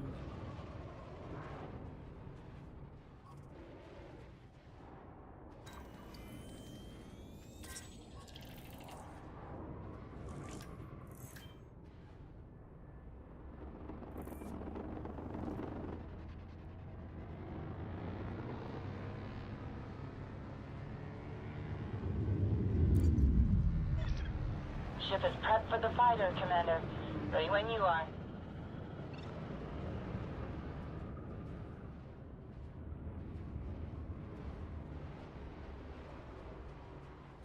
Fighter docking sequence initiated. Hey, dude, quick question. I'm tempted to buy a gaming laptop just for this game since DE stopped support on console a while ago. I don't know about laptops. I'll put it to you this way. I'm on a dinosaur machine. It's an old Lenovo like Idea Center from like 10, 15 years ago with an NVIDIA 1060 GTX and 3.2 gigahertz processor, 16 gigabytes of RAM. It is by no means a powerhouse machine. It's not a gaming rig by any stretch, but I'm able to run the game at near ultra. What I'm not able to do is I'm not able to do like super sampling very much, which kind of fakes the rendering of the game and makes it look a lot more crisp. I can do it, but I can't do it while I'm streaming, and I can't do it on ground stuff. So it's not a super resource-intensive game. I think if my computer can handle it, as long as you're near those specs, you'll be fine. You might see a little stutter on ground stuff, but I don't really know what the laptop market is like for like high-end gaming PCs right now. I always kind of recommend to people, unless you need the portability, don't buy a laptop. Go for a desktop. They're cheaper to build. Well, maybe they were before video cards went insane and RAM went insane, but they're also more reliable. They last longer. They're better on heat. They don't melt themselves to death. So unless you really need that portability for some reason, like if it's for work or something like that, I would recommend going with a desktop. You could build this build pretty cheap. I mean, I wouldn't build this build because it's so old now,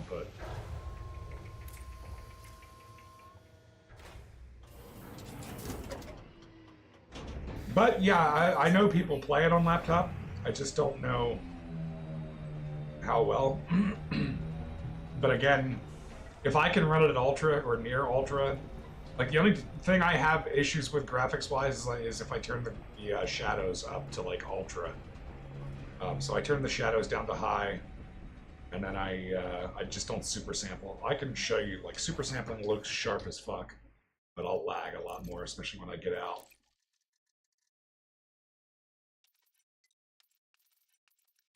We'll super sample at 1.5. Right, and it removes the pixelated look of the game. It makes everything extremely sharp and pretty. I don't know if that translates over to the stream. Yeah, I mean, that's the thing. Like, there's a reason laptops can almost match the performance of a desktop, and that's because you're squeezing all that shit into a smaller space. And so at some point or another, even if you have a good cooling setup for it, like, you're still going to run hotter than a PC, which means you're just going to put more wear and tear on the machine in the long run, and you're not going to get as much life out of it. Which it might be fine. That might not be a big deal for you, but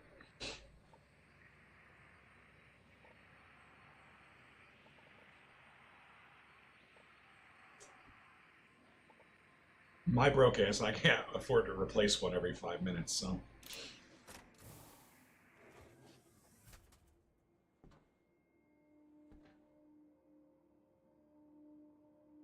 Also, hi Marcus and hi Tech Punk.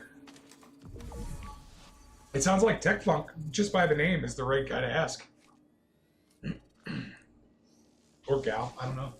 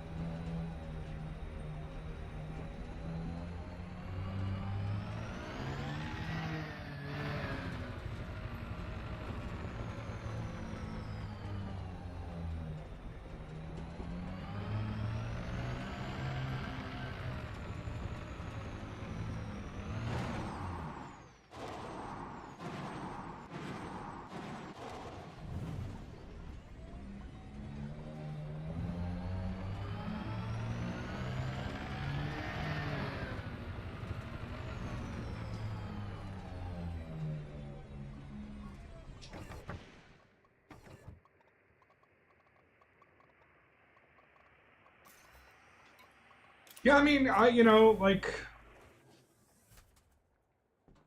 you'll still get some life out of your laptop, right? Like, don't get me wrong, but it's not going to be as much as a desktop. Like, desktops are built the way they are for a reason, and gaming PCs are built the way they are for a reason because of the cooling more than anything. Like, you need open space for air to flow, to hit all your cooling points, and laptops just don't do that. There's certain things you can do to help keep a laptop cool, but it's just never going to be like the same. 10-year-old PC, 1060 GTX, yep, and an i7, yep. Your processor is probably a little bit better than mine. I have like an i5 4560, which is like an old 3.2 gigahertz quad core. I've been sitting on an Asus, I think it's an Asus, Asus Tough Gaming, or is it Asus? Tough Gaming 970Z or some shit like that, and just don't have the money to put the rest of it together. But eventually, I got other priorities right now. I'm working on college, so maybe after I get a decent job.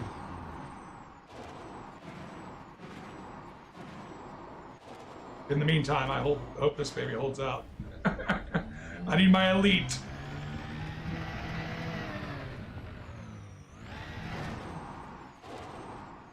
And even then, like on this low-end PC setup, like it's just enough to run VR. If you go back earlier in the video today, or in the live, I was playing mostly in VR. Now, granted, while I'm streaming, I have to run it in VR low mode, but it still works.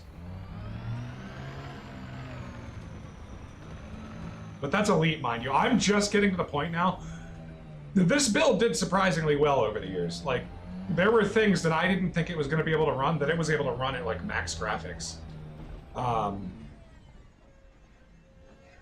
But like, I think it was Helldivers 2 was like the first game where like even with the graphics turned all the way down, there was just too much lag for me to really get into it.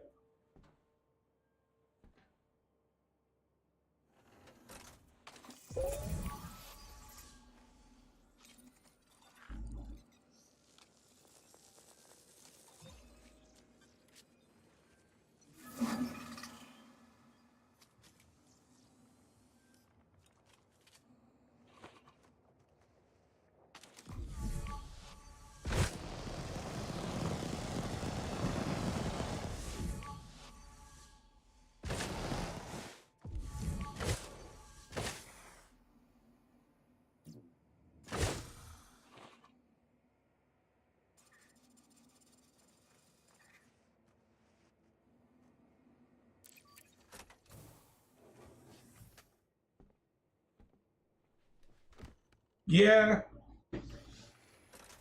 Ironically, well, now I'll be getting a desktop or a laptop here soon, but that's because I need one for school. The job that I work right now is pretty relaxed. It's mostly just paid free time, so I can study and do all the work, so I need a laptop I can work on, but that's coming out of my school funding, so it's not going to be my gaming PC per se. But like, that's really the only reason to get a laptop. I know, I try to convince people all the time when they're looking at buying a laptop, because sometimes people will come to me, and I used to be good at this stuff 10 years ago. I kind of stopped caring and stopped paying attention to the market, so I still have like a 10-year-old mentality about computers, like before video cards shot up, and so half of the shit I don't even know. All I can tell you at this point is that the kind of general rules still apply. Better video card, better RAM, better processor, bigger numbers, with some exceptions to those rules. Like, just find what you can for the best price, make sure it's got good cooling, get a warranty, build if you can.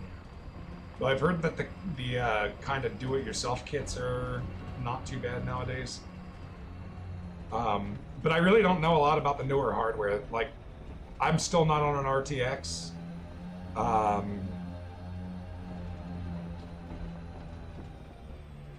Yeah, I mean, like, this baby's gotten me pretty far. like I said, Helldivers was like the first game where it was just a little bit too laggy to really play, and that was with the graphics turned all the way down. But also, I think I'm on a smaller processor than you. So that's something I can probably just upgrade on this machine pretty cheaply. I've been thinking about that too. I can update that. I can probably get some more RAM. I don't really need RAM now. I don't really use most of what I've got. But my processor right now is definitely my bottleneck. But also, I'm still stuck 10 years in the past and play on a 1080 monitor. So, like, I'm not doing 4K and all that fancy shit.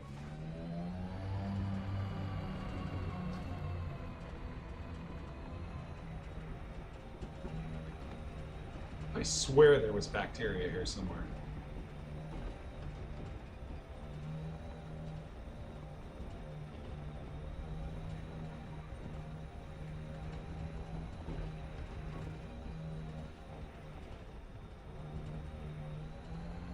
Yeah, there was. There was some right in front of my ship.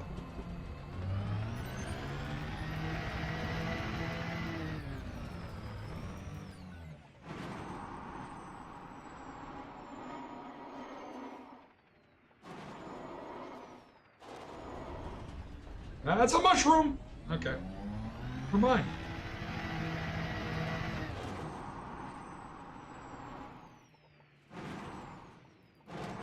Those are a lot more mushrooms. Those are a lot more mushrooms! Oh!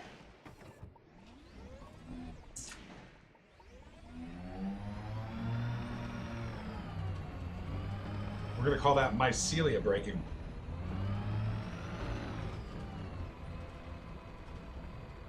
Yeah, it's a very processor-hungry game. There's just so much going on at once.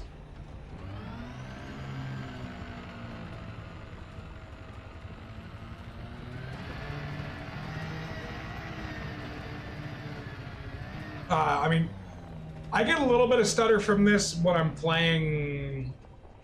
I can do, with my current graphic settings, I can do ground missions, usually without problem, but once you do, like, the ground conflict zones, where there's 70 NPCs running around on the map, I start to get, like, the game starts to render slowly. I start to get the old N64 graphics and shit.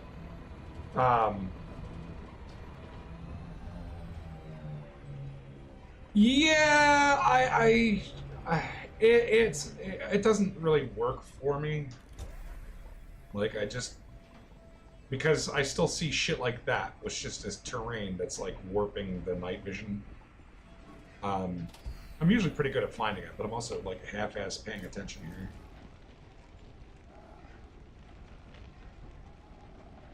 And then shit like that throws me off.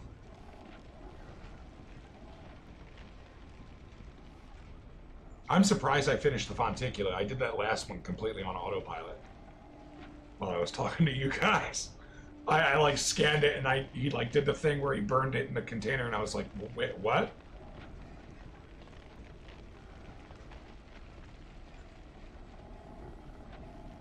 Another thing I like to do is to sweep the turret, because if you catch one, it'll do that. Okay, I guess I'm out of range for that. But it'll do the little blinky thing like that, and then you'll know something's there.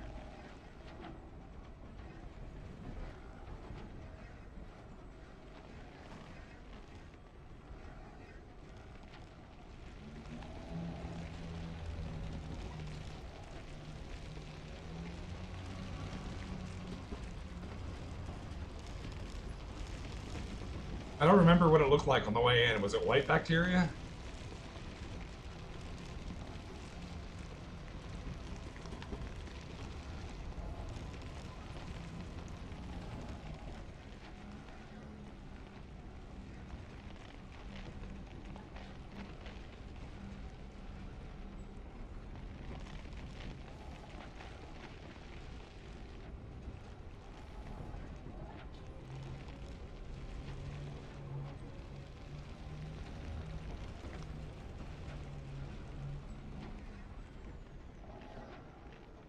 Yeah, I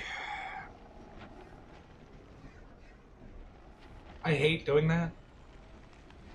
I'm a finicky player, man. that kind of breaks my immersion too much. Because I just, like... I feel like Frontier has a problem with developing real challenges. And so the challenge to their game... And don't get me wrong, there are real challenges in Elite.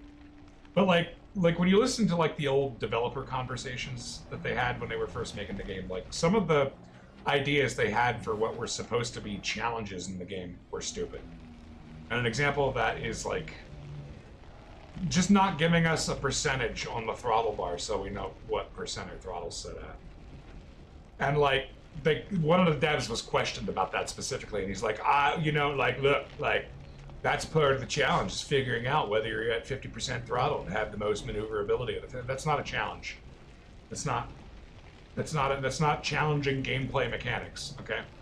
That's bad implementation of ship instrumentation. The least of anybody's fucking concern in PvP is whether or not their throttle is set. And most throttles have a detent. Mine doesn't, unfortunately. Like, just put a fucking percentage indicator in the game so we can see. Like, I have buttons, and, like, what kills me is that there are those buttons where you can set just a hot button to 50% and a hot button to 75% if you want to. Which takes away that challenge he was talking about. So why not just put the fucking 75% indicator in the game?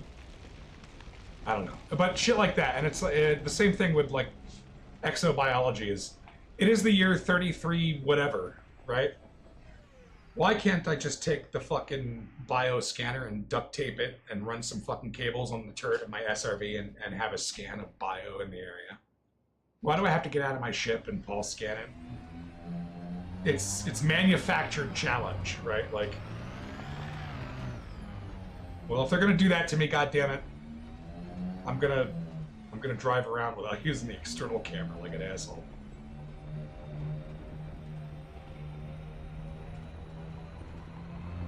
No, I don't mind. The real secret here is that I actually enjoy driving the SRV a lot, so it gives me an excuse to ride around like an asshole. Oh, I remember that. I remember because that shit annoyed me in Star Trek Online, and I wanted to do it with the exobiology, and they still have the little ring thing for the scanner. And I wouldn't mind. I don't mind. I don't mind minigames. But the minigame should be relevant to the thing you're doing. You know what would be relevant to the thing you're doing? For xenobiology? Make us do fucking Punnett squares, okay? Make us do some sort of, like, actual genetic-related, like, thing or puzzle, right? So that it doesn't break the immersion. But, like, don't make us connect the fucking rings. Come on, guys.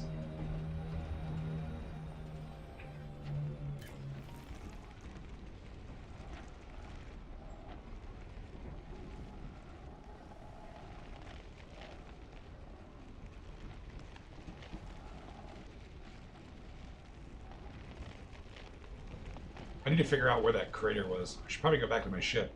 If I find that crater, I'll find more bacteria.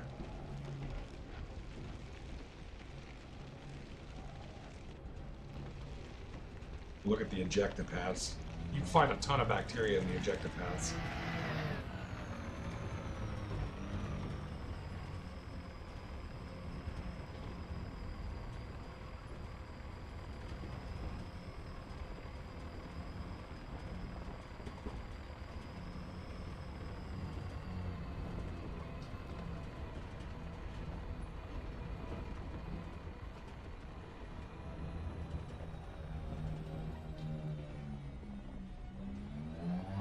That looks like bacteria. That looks like a fuck ton of bacteria. Or is that just the terrain trolling me?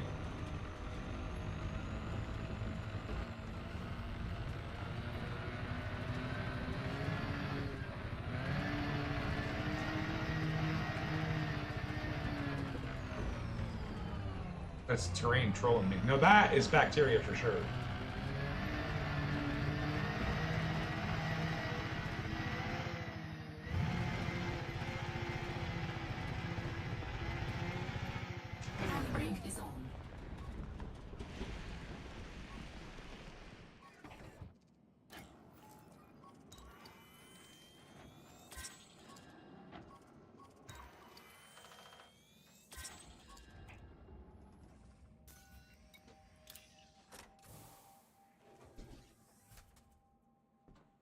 this whole process, right? Like, just give us an intermediate tool, something to narrow down the area, or let us continue to see the biomap on the ground, so that we at least know we're still in the right vicinity of shit.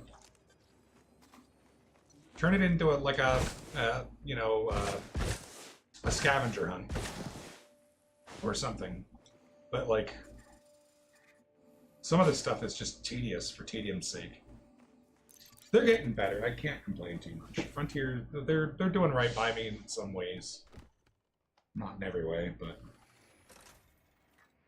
oh yeah, dude. Like this one has the texture that I like, right? Like this weird, like plated, cracked, icy texture.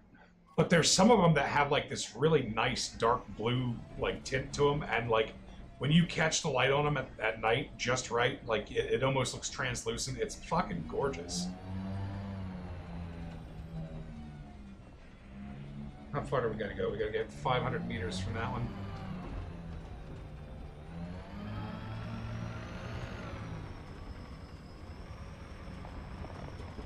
I don't even know if I'm going the right way anymore.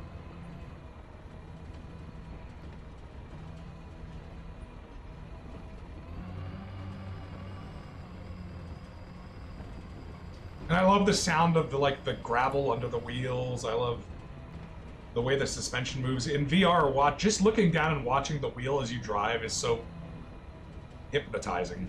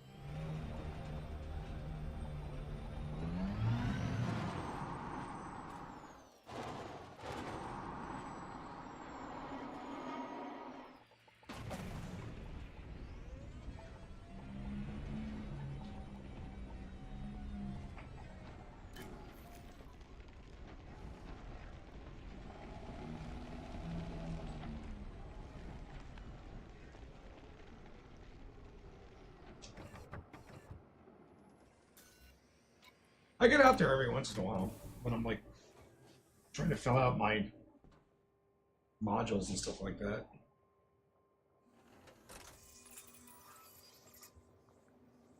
I usually do enough to get like one fucking module and then come back after I get bored. I like the Guardian stuff, but it's too repetitive. It's just need more variety. So that's kind of the whole game, really.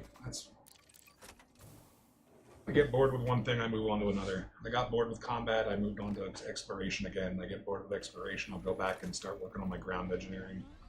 I get bored with that, I'll switch to trade or mining or something.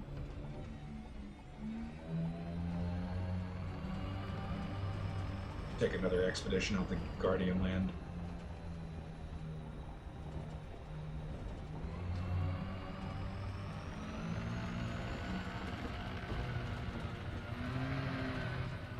without the fire void where the urgency just isn't there anymore.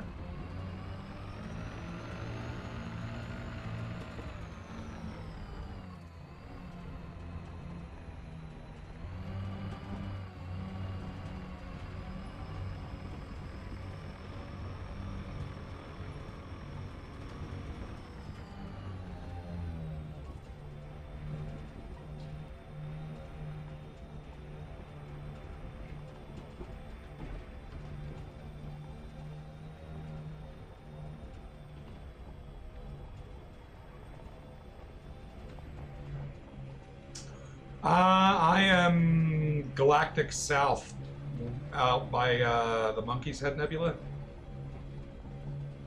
I did the CG. Are we still on the passenger CG? Yeah, I've dropped down. I was at 25%. But it was only like... I took the Neutron Highway out here, so I was only like 42 jumps, so I can get back at any time, really. Take me like 45 minutes, maybe. But I'm going a bit further than this, so...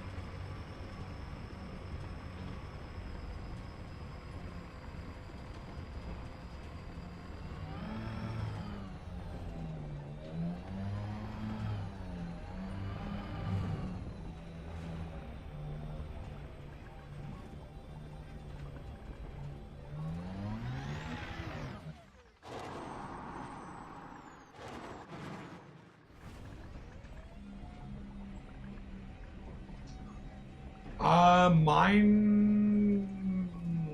Can I check it from the SRV? It's like... fully laden... No, I can't check it from here. I think it's like... Oh, that's a mushroom. It's like, 70. But with the neutron jump boost, fucking... Like, I can jump like 450 light years per neutron star.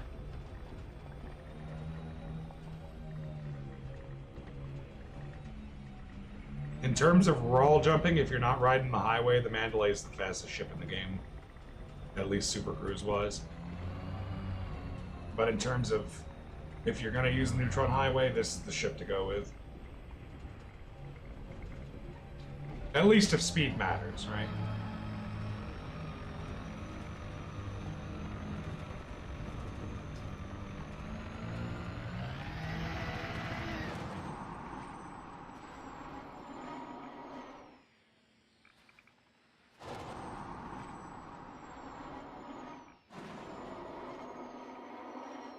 I'm gonna hit that rock! Ooh! Okay. That was a good 9%.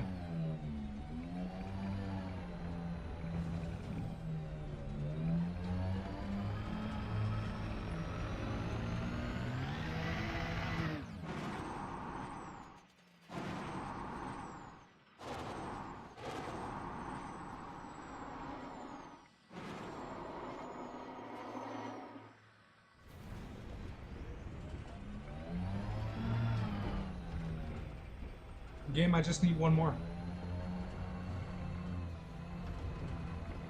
Just one more. That's all. Oh, I saw something. Oh, it was a fucking Ponticuli.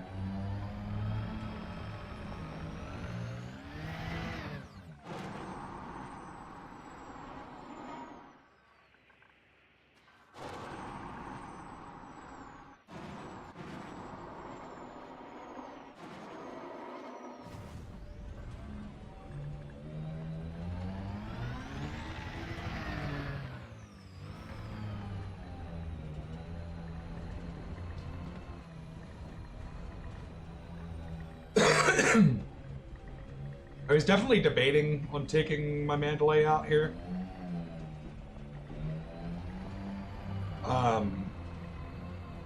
But I'm usually like I'll plan an expedition and then I'll be out for like a month. But I kind of just wanted to have the option to get back quickly if necessary, because I'm not sure how long this bug for exploration is going to last this time around. So I just brought the Caspian.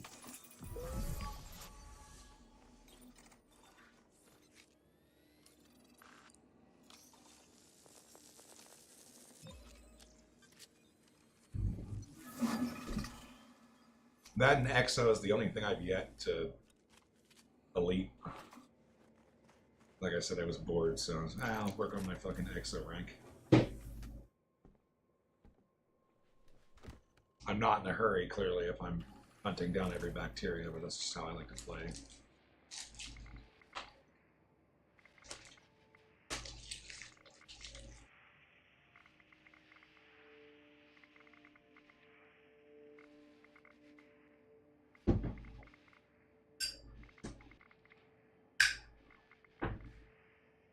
Check recalled.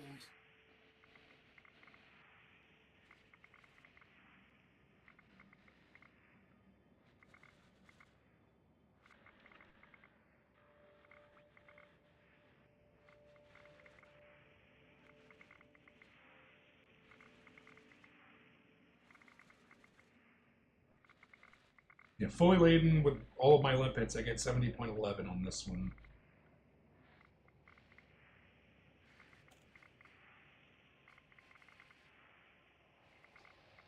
This isn't a fully optimized for speed build. This is like a science build, so it's got all the standard like limpet packages you might use out in East Jabip here.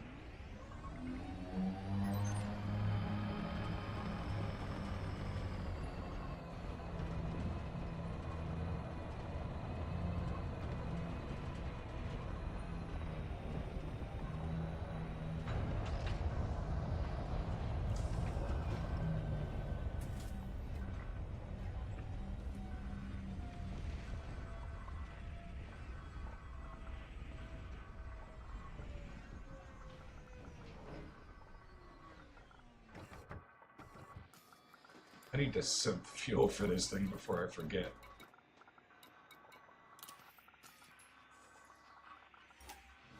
Fuel replenished.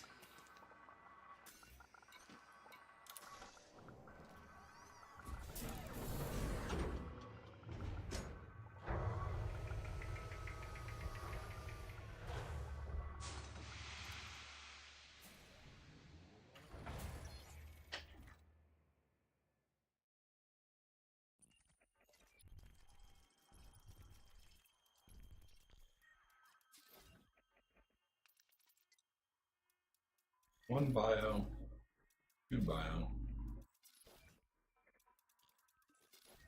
It's probably bacteria. What type of planet is it? It's an ice body. Could be Planticuli or Electrolyte. No, we're not in a... I think you gotta be in a neutron star or brown dwarf Landing or gear something. retracted.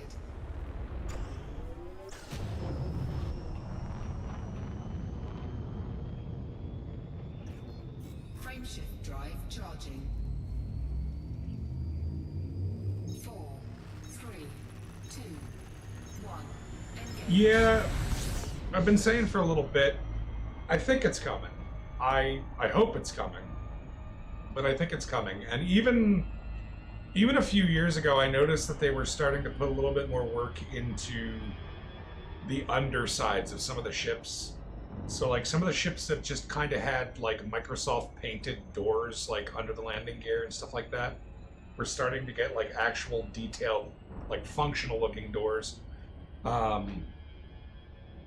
Some of the landing gears on the ships got changed for no apparent reason, and they just kind of didn't say anything about it. And then like with these new ships, every one of them has a functioning gangway. And then like that one with that little interior passage, like I think it's coming.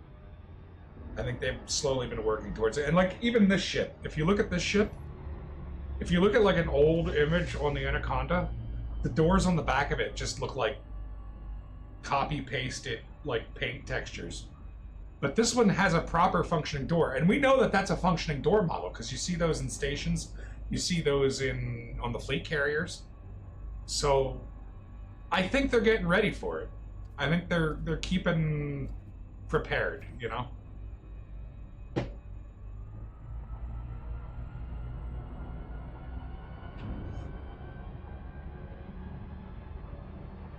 But I know a lot of people whine, oh, we don't need ship interiors. Yes, we do. Yes, we never turn down a potential feature, right? Like,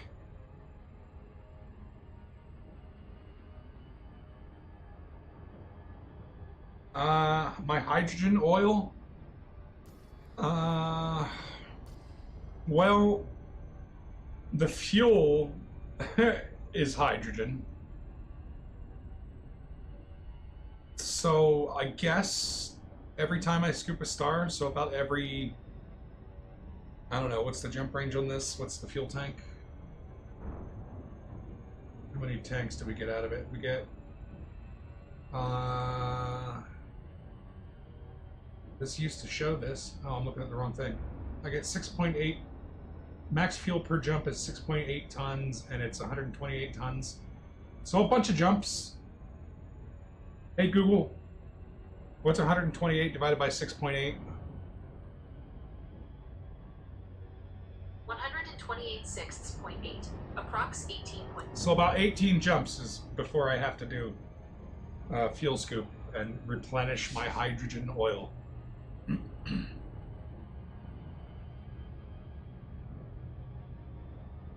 Also, hi Matthew Lewis, welcome to the stream.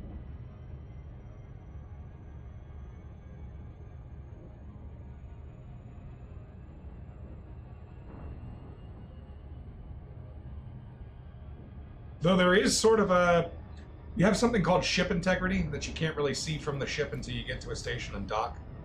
And ship integrity goes down the more you supercruise. And basically, once it's at 0%, it's like your hull damage is increased by like 30% every time you take a hit. And so that's like your oil change or your maintenance overhaul that you got to do every once in a while. On a ship like this, where you're out exploring and super cruising a lot, usually by the time you get back, most of it's worn down.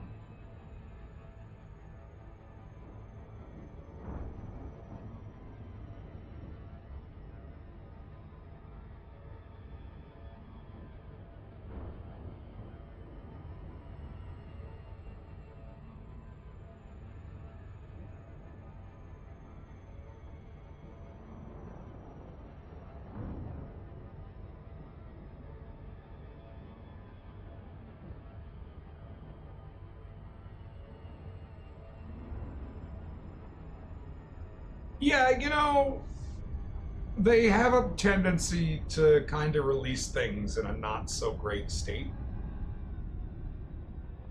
And to kind of get our hopes up about stuff, and then, you know, it ends up being like 3 steps lower than what we were expecting. But when they do introduce these things, they give us platforms for future content. And sometimes that pays off. Like, I'm hoping that pays off with operations coming up here soon. And I do actually really enjoy the ground stuff. Like, it's hard to get into. The missions can be a pain in the ass, and like one of the biggest problems early on was just like you would get all this progress done and then you disconnect and screw up the whole settlement that you were trying to take down, or you know, the settlement alarms would come back on, or the NPCs wouldn't load, or my favorite is when you land and all the NPCs are just frozen in place watching you, so you can't sneak around them. Like, stupid shit like that gets in the way of like successfully completing a mission. But once you get the hang of the missions and those bugs have kind of worked out over time, it's really fun. You go down, you sneak around, you feel like a fucking ninja. You know, it kind of has Fallout vibes with the, you know, because there's a lot of looting and sneaking around. And it also opened up the potential for different types of builds. The spaceship's moving parts. Well, I imagine that there's some sort of special alloy.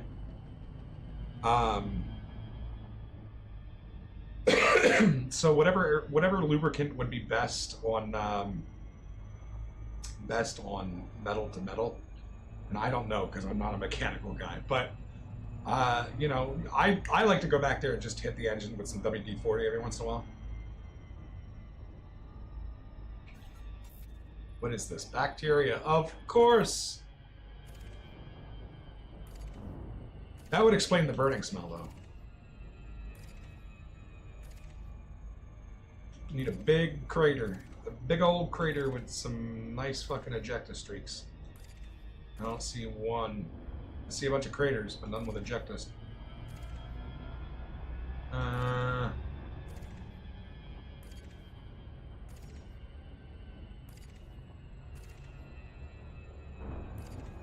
We'll go down here.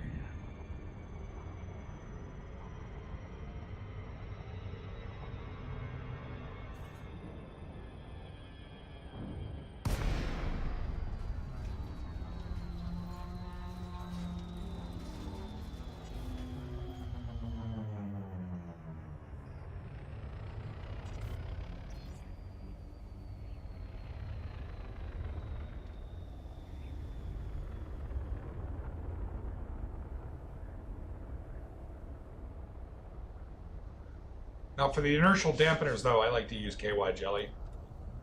I know it's not meant for that, but, you know, it gets the job done.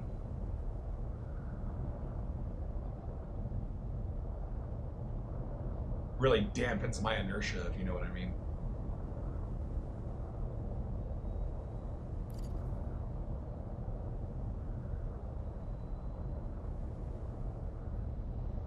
Ah, no, that is bacteria. Okay.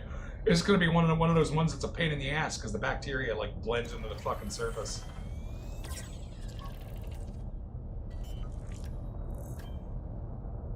Bolaris. I don't think I've seen that bacteria anywhere before. Landing gear deployed.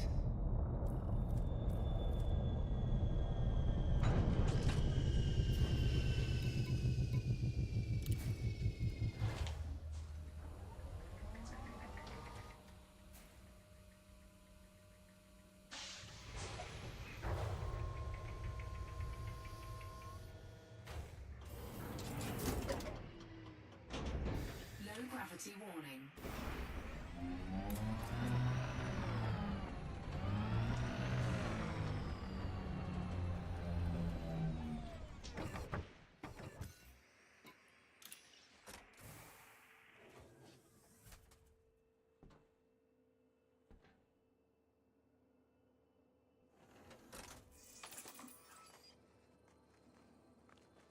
That's pretty neat.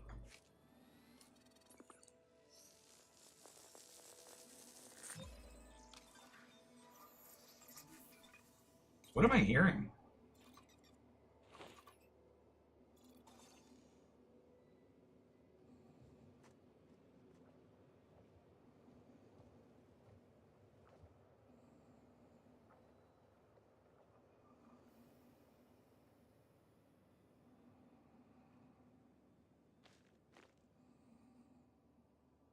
I swear I heard something that sounded like the fucking Interstellar music just now.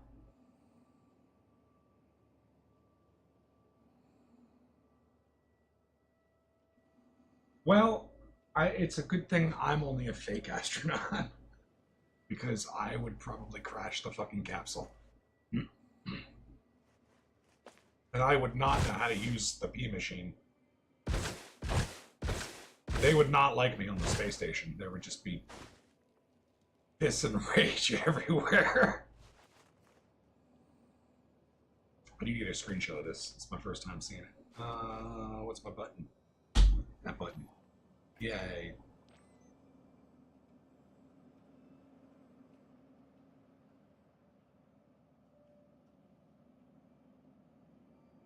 That looks like Kermit the Frog.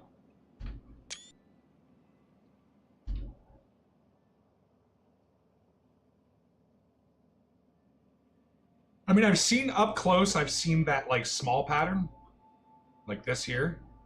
But I've never seen one with, like, that bulbous shape, Kermit the Frog shape in it, and this specific color, but I'm not sure if the color is because of the surface or what.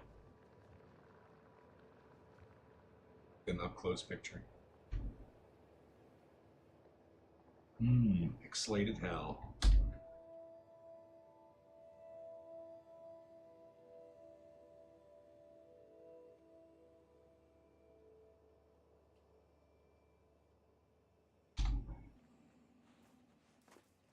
Did I get a sample?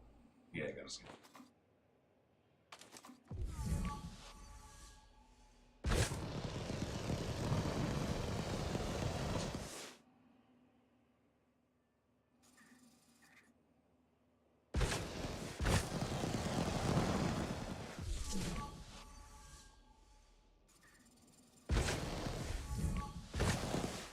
What the hell? Did I just see a line in the fucking scanner pulse? Is that a graphic thing? Yeah, it's a graphic thing. Or no? Is it? What is that? You know, it's a graphic thing. Okay. Never mind.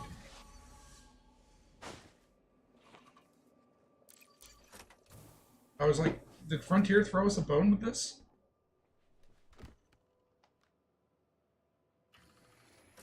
It's, I don't think I'm in the crater. I'm not really paying attention to what I'm doing here. I just sort of flew down here and, like, looked around. Generally, if you're close to a crater and there's, like, ejecta, you'll find a lot more bacteria. So I must be close enough. Worst case scenario, I can get back in my ship and fly around a bit. But I'm pretty sure we'll find most of what we need in this flat area.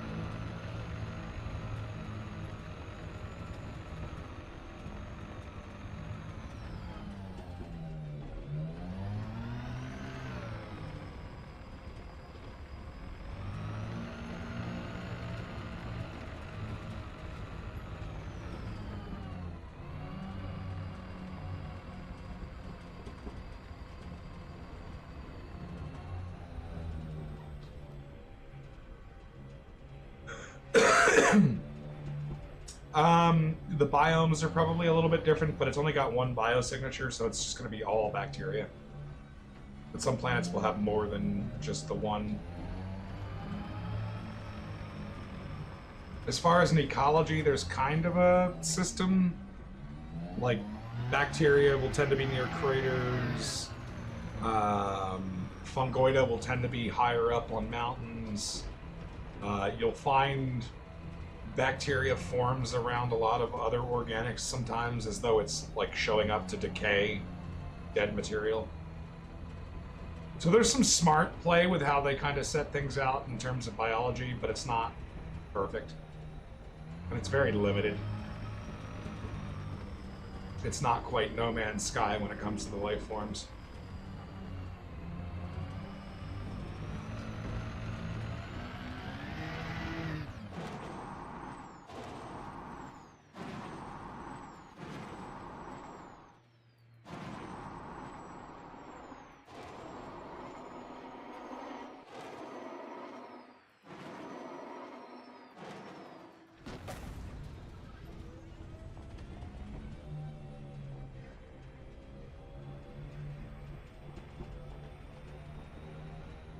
Not necessarily. I mean, like, one of the implications here is that it's probably only just starting life on this planet. It's all bacteria, and that's, you know, that's one of the clever hints, right? Is that you find bacteria near impact craters. There's the impact crater. So it's kind of a hint at panspermia.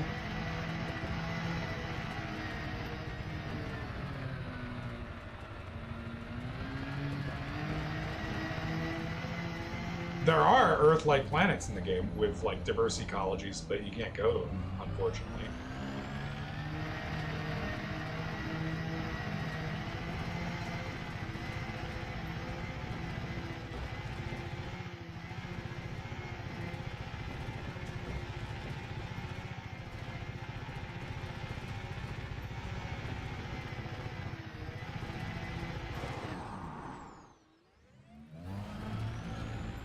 No, so all of the landable bodies with atmospheres have very thin atmospheres in this game. There are thick atmosphere planets, some like thicker than Earth's, but all the ones you land on in this game are like a fraction of a percent or something like that. I'll show you here.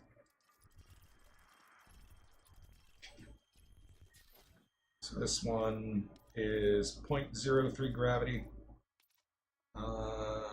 0.0003 Earth masses, and where's the atmosphere? I don't see it. Am I blind? Surface pressure, 0.06 atmospheres.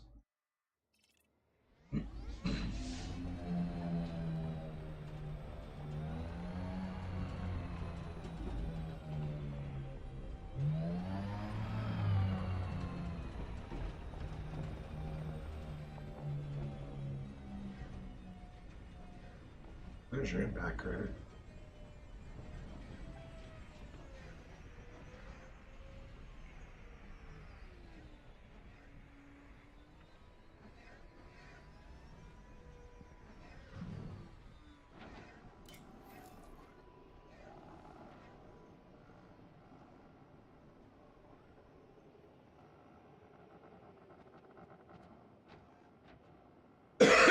Yeah.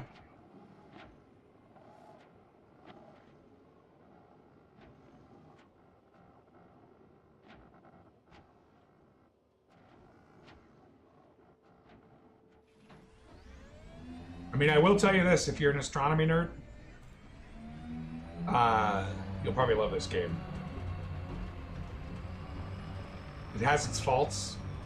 It kind of suffers from that, oh, there goes my ship. That, you know, very big ocean, but kind of shallow problem. But it's still better than fucking Starfield. I like what No Man's Sky does, but I'm not a fan of the... I'm a bit of an astronomy nerd myself. And so I like the space immersion of this game.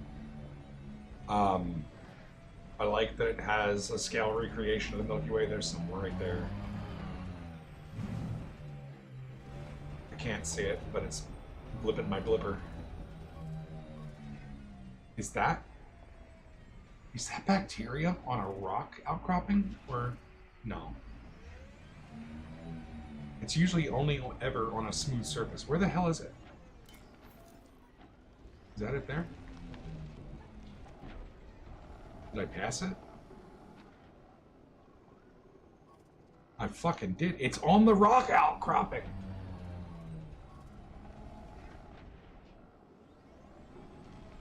That never happens.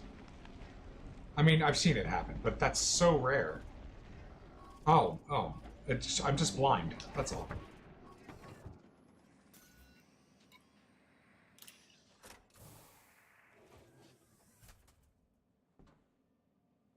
No, it's got low gravity. So the SRV, for example, has little thrusters built into the wheels that help you kind of adhere to the surface. But if I jump pretty high.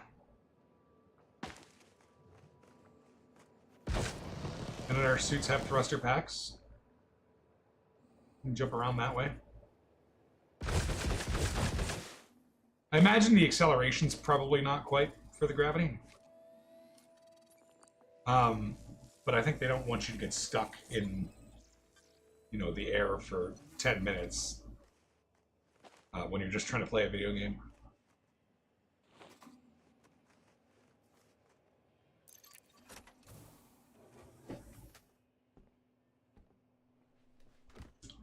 And also, you can probably, you know, hand wave it with the jetpack you got on your back or whatever.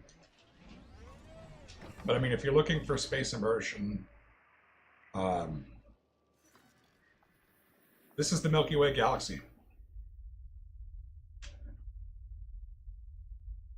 What we know about, at least at the time of making the game, as far as celestial bodies, astronomical locations, all that, it's there. You can go visit it. Every one of these points that you see is a star that you can go to. Most of them, anyway. Some of them are so far out of range that even the best frame shift drives can't quite reach them. That's usually like right at the edges, and nobody really cares about those. But you can go explore. If you're the first person to discover something, your name gets put on it. Since the game released in like 2014, only like 0.1% of the galaxy has been charted. People have been all over the galaxy, but there's so many stars that everybody's miss because they're literally just all there. And then like what we can't know about, like for example, the Milky Way itself actually obscures the other side of the galaxy and makes it hard to like find shit. They procedurally generated in something called the Stellar Forge, which literally ran like a Big Bang simulation to fucking figure out what we could expect to see over there. To the extent, and it was so well like done that it actually made certain predictions about certain star systems that we do know about that we hadn't quite looked into yet. And when we did later look into them, the predictions were right. It's not perfect, obviously, right? But like they put a lot of effort into giving us the galaxy. But yeah, it's got every star class you can imagine. There's some stuff that's not quite there. For some reason, there's no comets in the game, which is disappointing. They have placeholders for them, but they just never put them in. There's no supernovas. Like that would be cool to, you know, that could be an event that they did. Like maybe at the end of the game, right? Like when the servers are getting ready to get shut down, they could have Betelgeuse explode or something. That would be pretty fucking cool, right? Obviously, there's sci-fi elements to it. It's a live story game, and you are part of the story.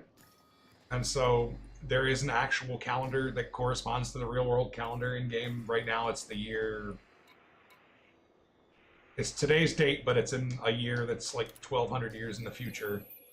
May 10th, 3312. And there is a live news feed of things that are happening around the galaxy, and most of it's stuff that players can go participate in and have effects on the outcome. It doesn't always work out great.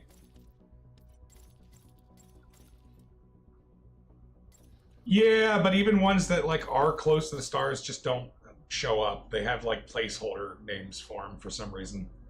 They just never put like an asset in for them.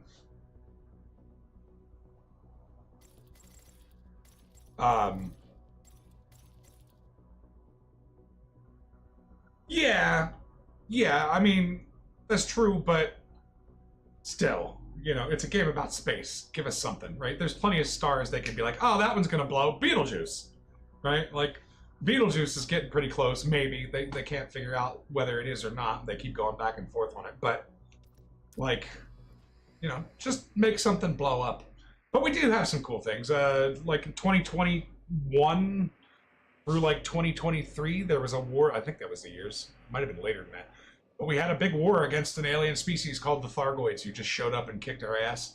They fucking, like, the Thargoids had been around since the early part of the game. And like they were in like the original Elite, because this is a sequel to like some old 80s games. But they were like kind of just myths in this game. But then players started finding probes and stuff around Pleiades and around Bernard's Loop and all out in these areas here. And we weren't sure what they were, and they were causing problems.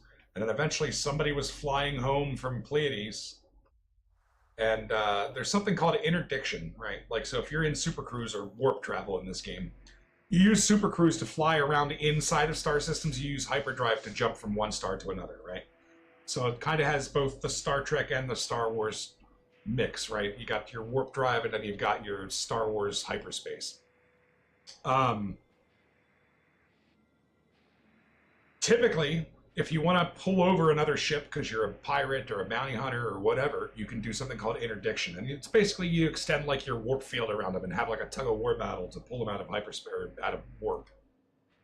The thing is in hyperspace, there was always this illusion that you were perfectly safe. Nothing could pull you out of hyperspace. Once you jumped to hyperspace, you thought you were safe. This guy was flying home, and he had one of these probes in his cargo hold, and he was in a jump, and, you know, just cruising along, minding his business, and the next thing you know, like, all his ship's lights and shit start flickering, and, like, fucking the whole ship goes wonky and crazy, and he gets pulled out of hyperspace by this fucking weird flower-looking ship. Turned out to be the Thargoids, who we had some skirmishes with for a while. But then there was an event that happened a few years back that triggered a full-scale war, and it was an active war that Frontier basically said, like, you guys don't have to do anything, but this war has a mind of its own. And so it will take over the bubble if you don't fight back. And so we had to fight back, and that's what all these red things here are where the Thargoid Titans showed up. Eventually their motherships showed up, and like that was a big fucking thing. On my channel there's a video from a few years back where I took like an 8-hour super cruise trip out to go see, at the time we weren't sure that they were Thargoid. I mean, we had a pretty good idea, but they were these big bright things that were just hauling ass through space so fast that we couldn't catch up to them.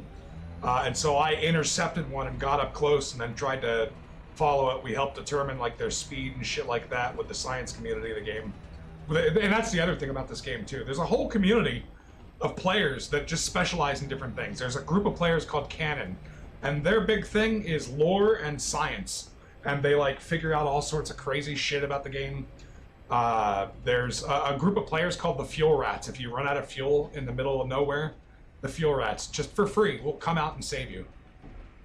They have a fucking dispatch system and everything for it.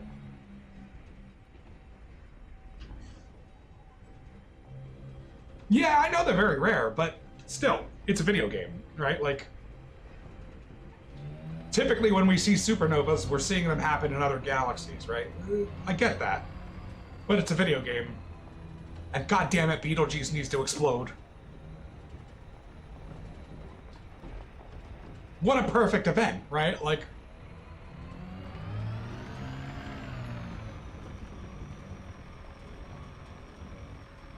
that's content waiting to happen.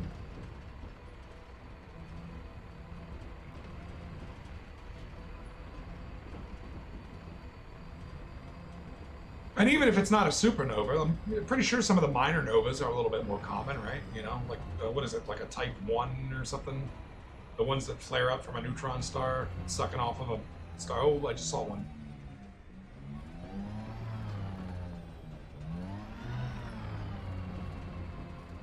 Like, they have black holes in the game, too, but there's no active galactic nuclei. So all the black holes are just kind of... It doesn't sell itself as totally realistic, but it sells itself as pretty realistic.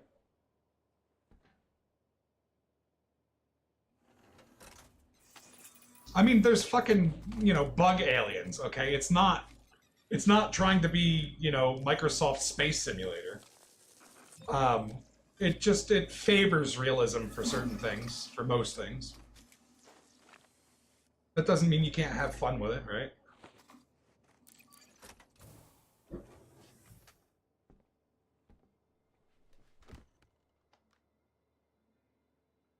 Yeah, it's a moon that just orbits. It orbits so fucking fast. When you sit on the surface, you just watch it go. It's near impossible to land on. You have to let it land on you, basically. Was that it for the bacteria?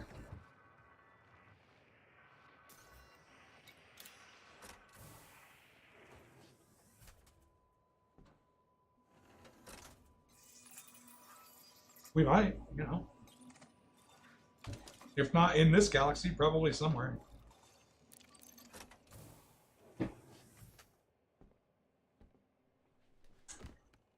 And just recently they figured out that, like, basically every hydrocarbon, RNA, base, nucleotide, and all that shit that we have on Earth, they've already found in space at this point, which is a strong indication of panspermia.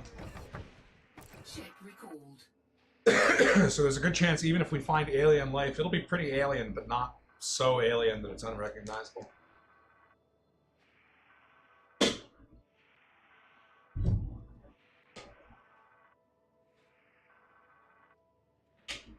Assuming that the Fermi paradox answer isn't just that every species nukes itself when it becomes intelligent.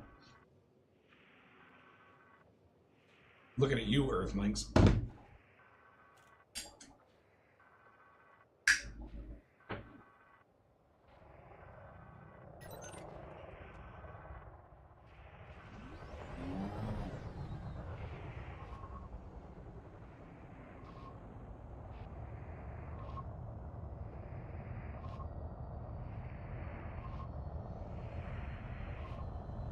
Now, Matthew, I can hear you. That is a totally original ship design. And totally not derivative of anything.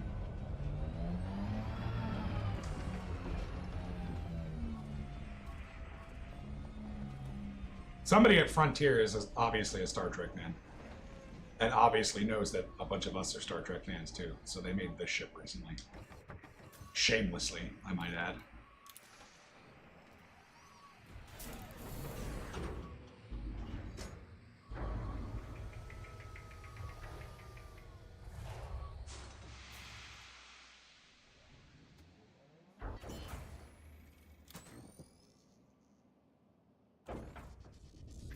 But yeah, what was I saying about No Man's Sky? I like what No Man's Sky does, but I'm not a fan of like the cartoony discotheque, fucking Technicolor comic book outer space that it has going on. I like my very semi-realistic outer space.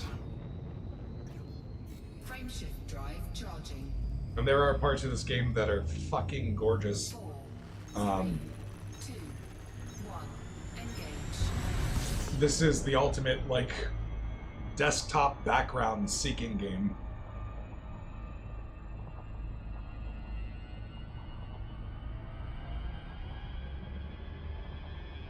Wasn't there one more in this system that had life?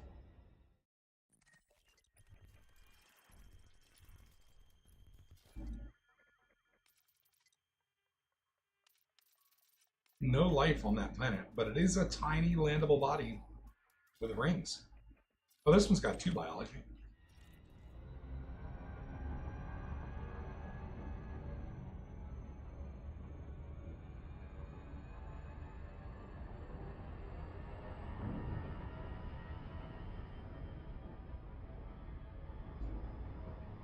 No, also, as far as exobiology is concerned, I think Frontier's got some other stuff going on. There are the primary 2 alien species that everybody knows about in this game are the Thargoids and the Guardians. The Guardians went extinct years ago, supposedly. I have a feeling they're going to be back. But the lore of the whole series talks about other species too. There's species that we accidentally drove to extinction. There's species on some of these planets that just kind of hang out on their own worlds and don't fuck with us. So there's more than just the Thargoids and there was one intelligent species, the Mudlarks, or something like that. But most of the like deep space biology, I think there's more to it than just the sparsity of it. I think the sparsity is kind of intended.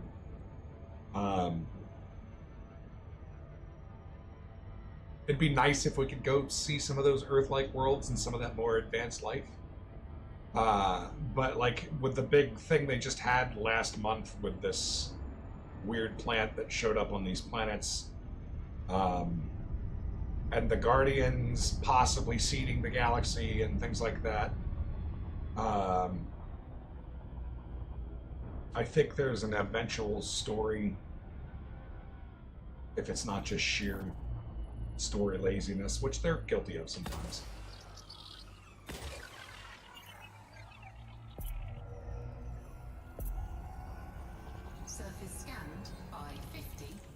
So what do we got here? Surface scan complete. Bacterium and fonticuli. Very sparse in the fonticuli. Oof. Does it overlap with the bacteria? It looks like it does in some spots. Are there any bigger chunks than that, though?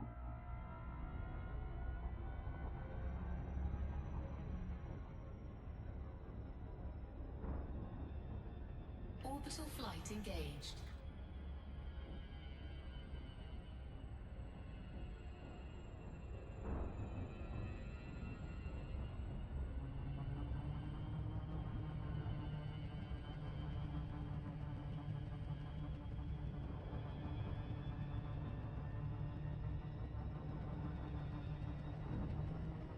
All on the dark side.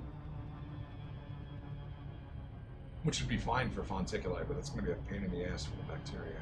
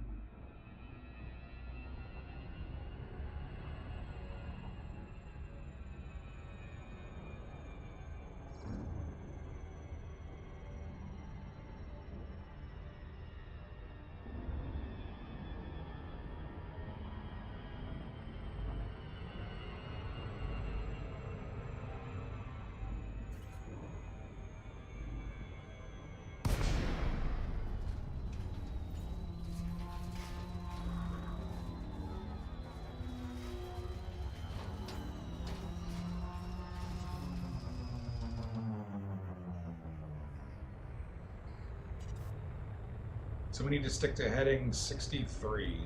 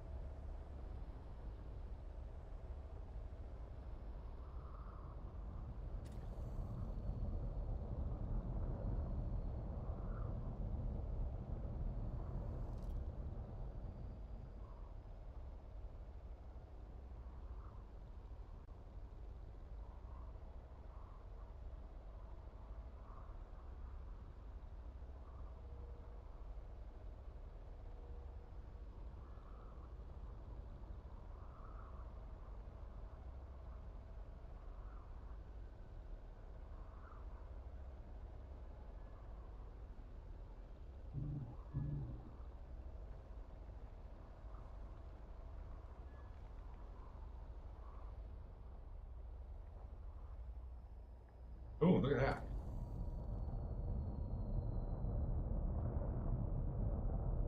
What the hell kind of fonticuli is that?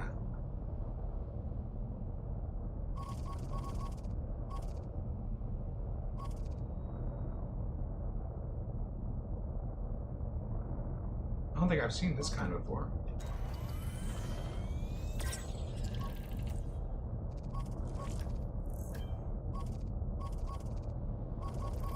Digitos emerald. And it's just a veritable forest of them too. Holy shit. Landing gear deployed.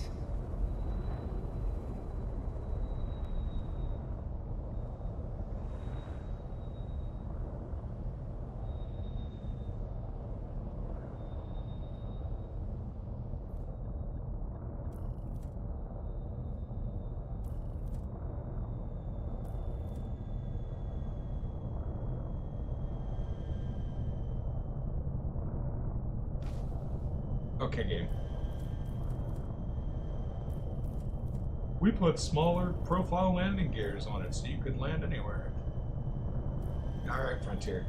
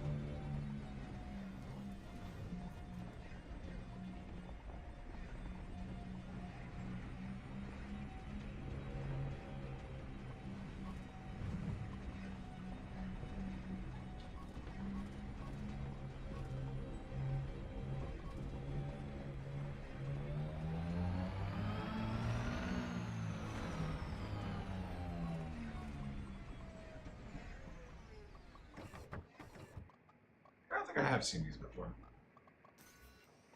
Just not so densely packed like this.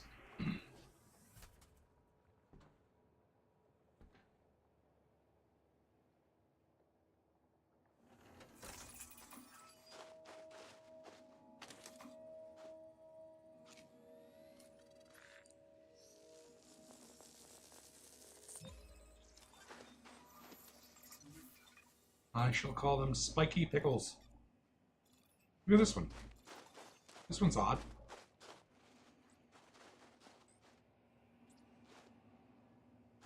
Neat.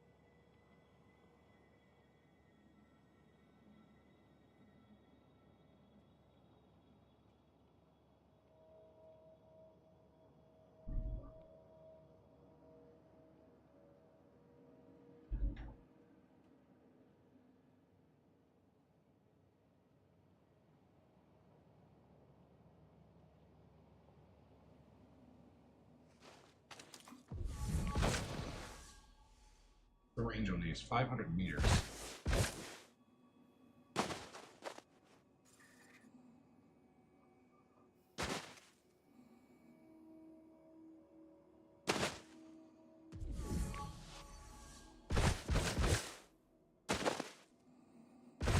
Yeah, no worries.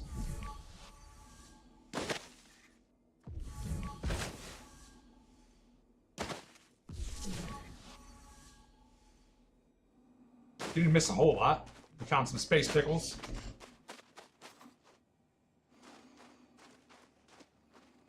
Spiky space pickles.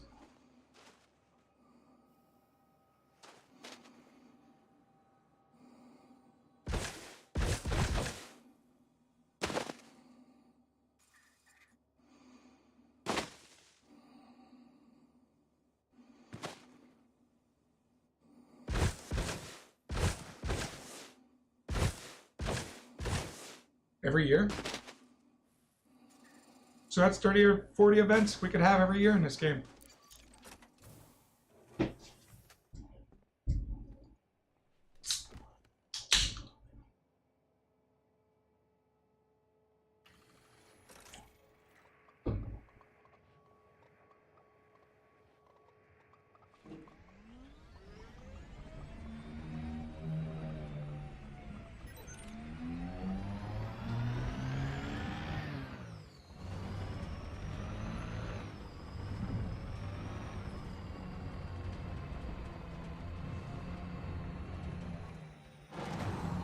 Oof.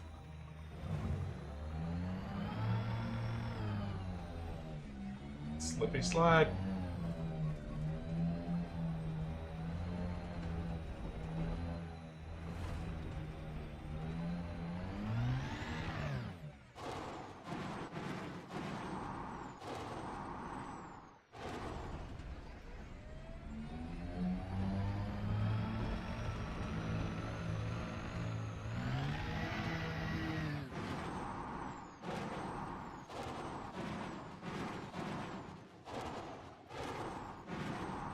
There actually just was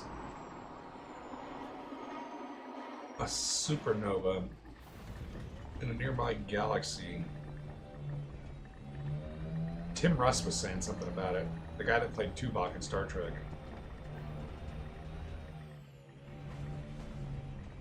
And then I heard some news article about it.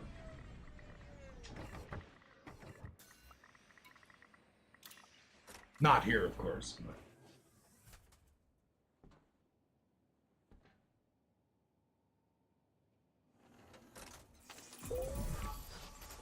Speaking of astronomers, whatever happened to Phil Plait? I heard from him in a while.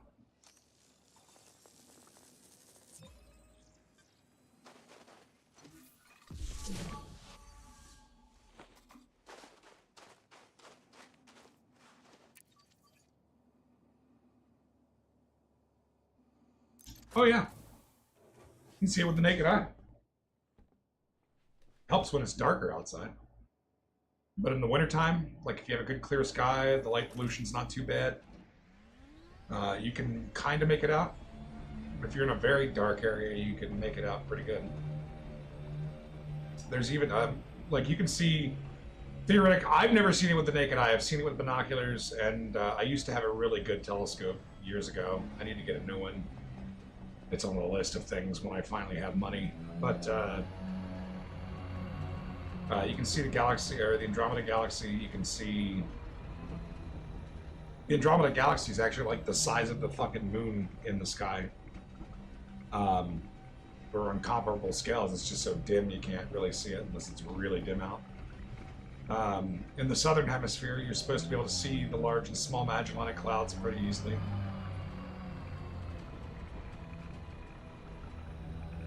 Latte?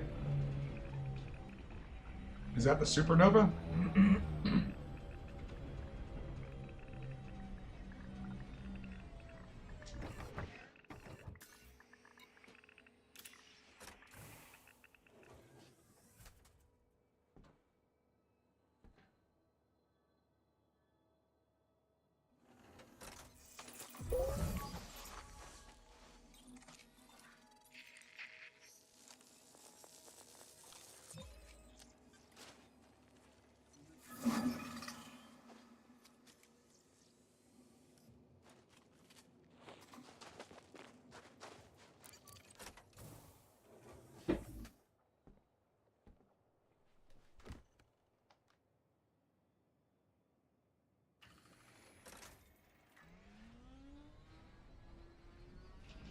Is it an Andromeda?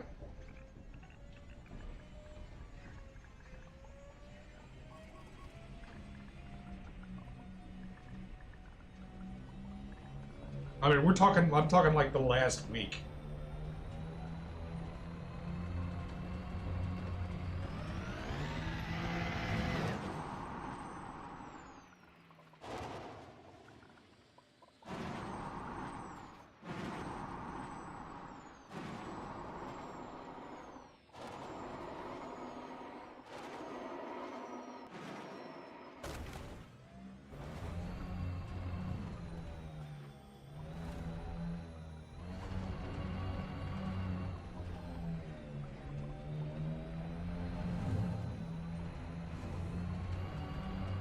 Oh, that's a big... Yeah. Okay.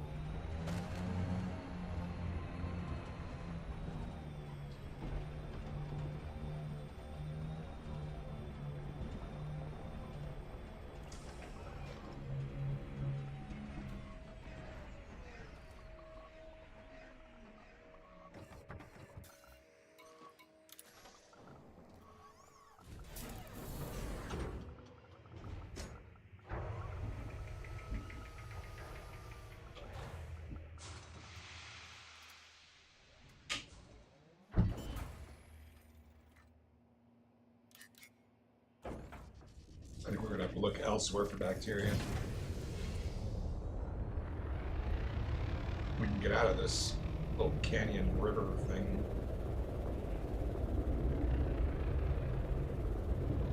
Actually, that looks perfect over there. Landing gear retracted.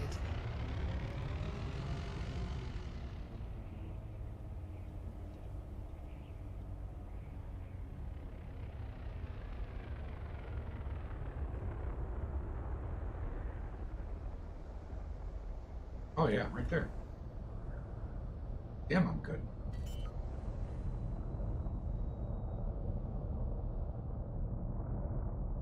Landing gear deployed. Oh yeah. Are they rarer than quasars? Well, I guess that makes sense. Quasars are just active galactic nuclei, right?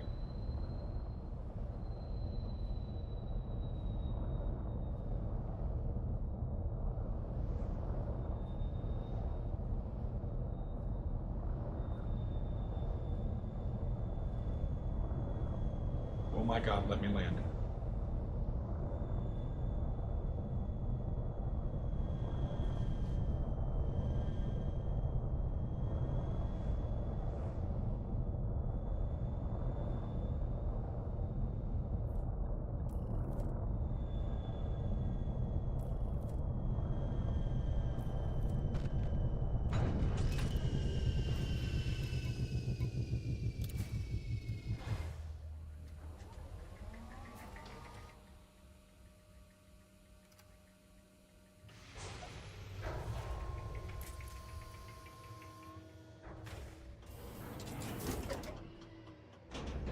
Low gravity warning.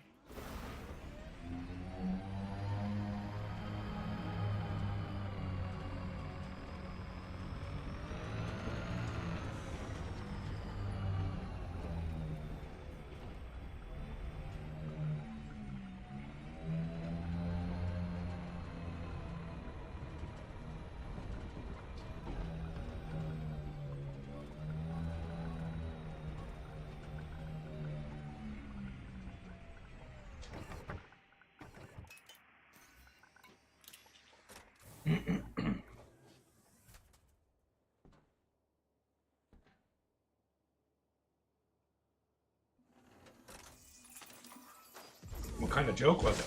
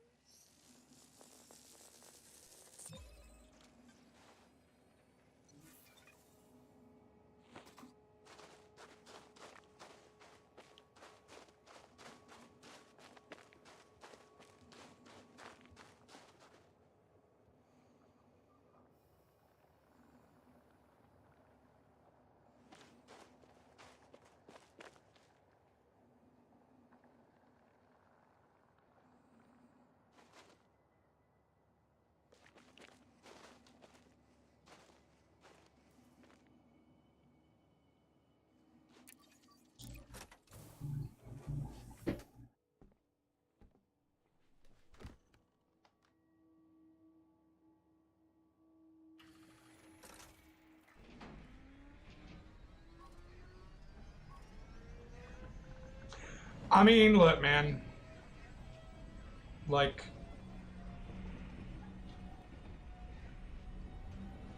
I'm pretty dry humored and sarcastic myself. Most of the time, sometimes. But, like, in this world and in this climate that we live in now, sarcasm and subtle humor seems to be dead. Like, everybody's so fucking bamboozled with everything anymore. And, like, actual morons are such a common thing now that that kind of trollery, people just expect it to be real anymore, you know? Like, and I get it. I get the will to do that humor. But at the same time, like, it just doesn't, it doesn't work anymore because the trolling is no longer trolling anymore. It's just real. Right? Like, everybody's fucking Florida man anymore.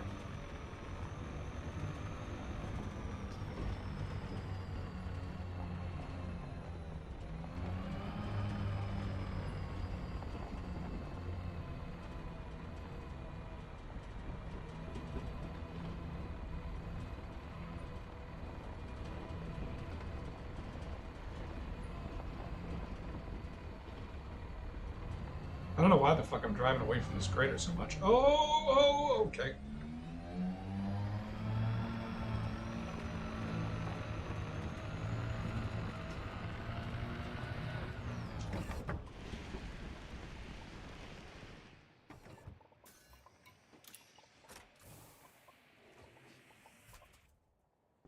The Amber Alert? Yeah. We get them for that, and every once in a while, we get the occasional tornado alert or bad weather alert.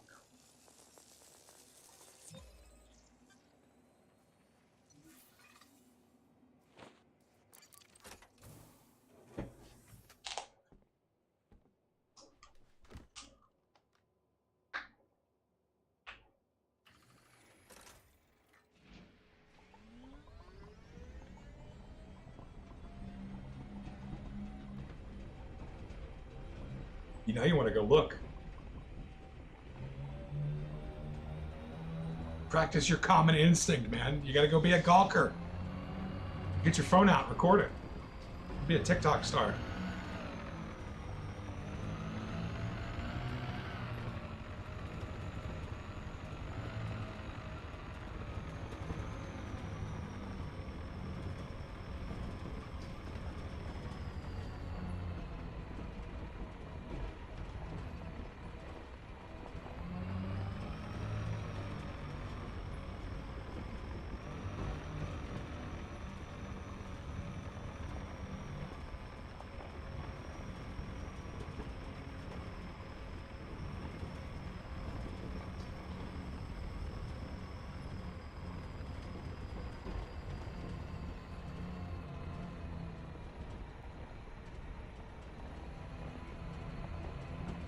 Well, who's saying interfere?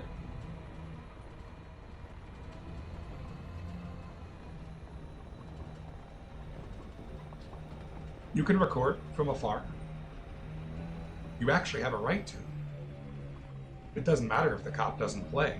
When it's your right, it's your right. And you tell the cop to go fuck himself. As long as you're not getting in the way, interfering. And actually getting in the way. Not like the cop is annoyed with you, so he decides you're in his way. That's a different thing.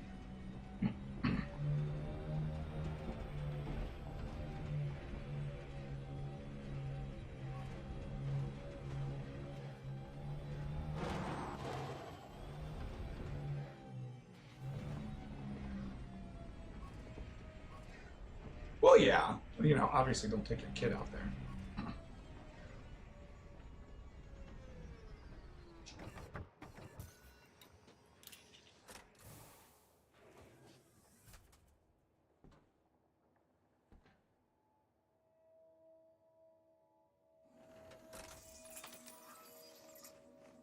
Was this the last bioplanet? I kind of want to go check out that one with the rings. See if I can get a cool screenshot out of it.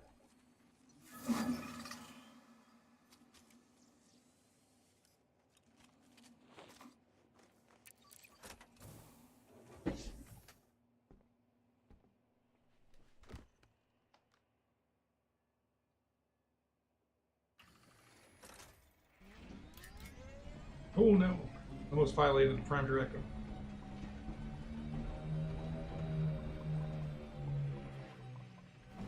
Yeah.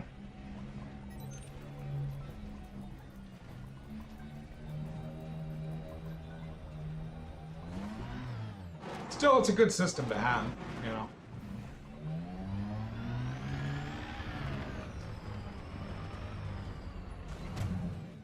Even if it's annoying sometimes.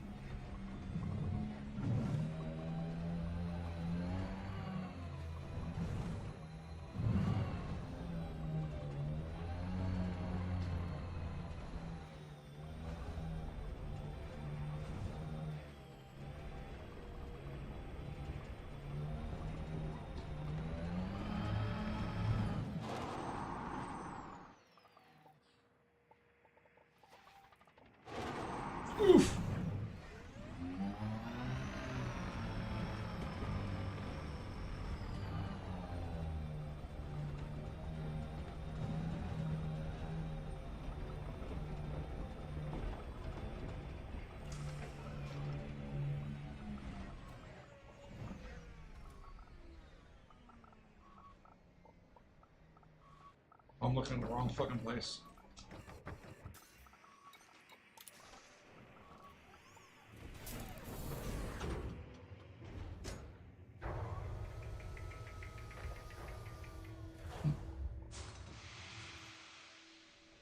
I don't blame him.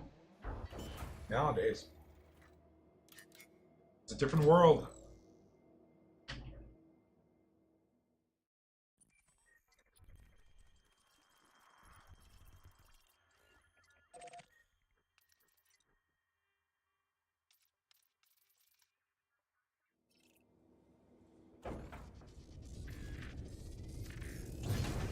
Landing gear retracted.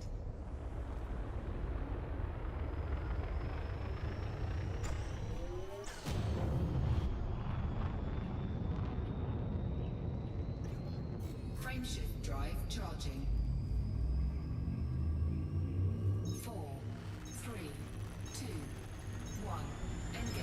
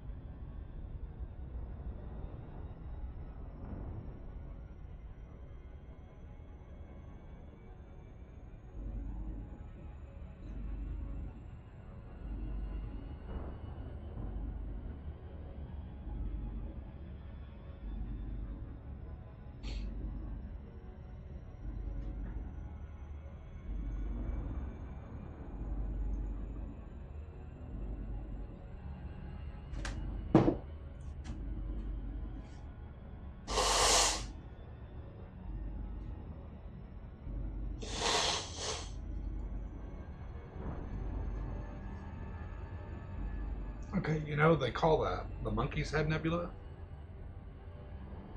I barely see the monkey, but I definitely see the axolotl, and I'm going to overshoot. Whoops.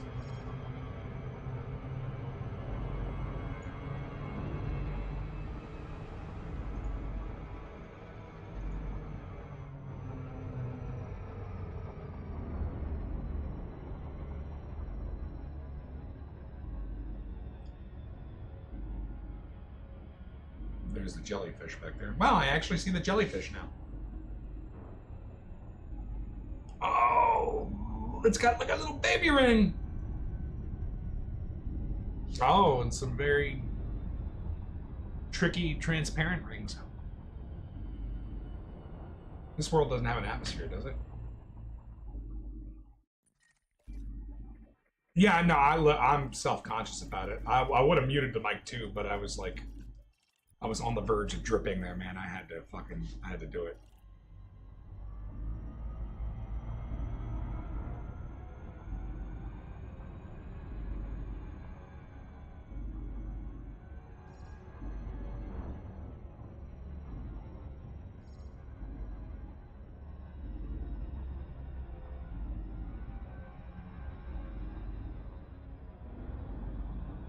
Where is the star?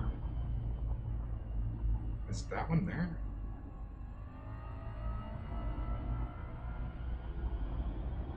Oh, is this what kind of atmosphere? It's a purple atmosphere. This was gonna be pretty. What do we got?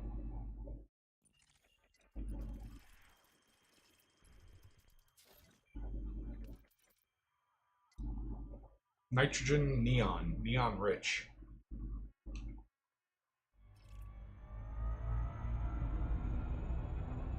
So let's see if we can get down there and still have the ring in view with the sunset or rise. I don't know. I don't know which. What am I? I'm going one. Orbital flight engaged. So sunrise.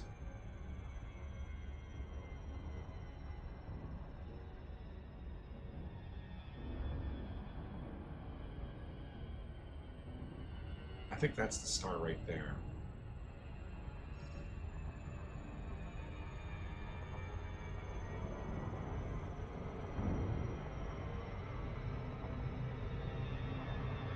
Is it still going off? Oh boy, please don't crash me. Oh no. Oh no, no, no, no, no, no, no, no, no, no, okay.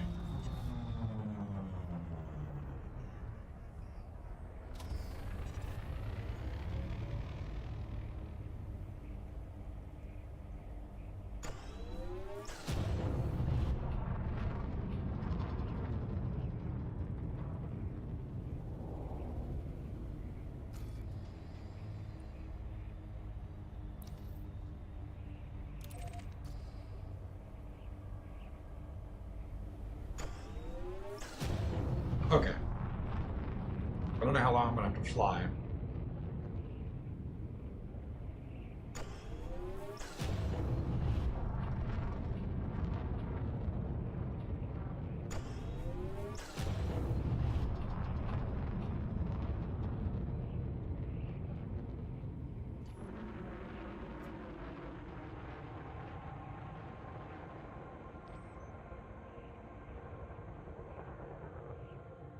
That's cool.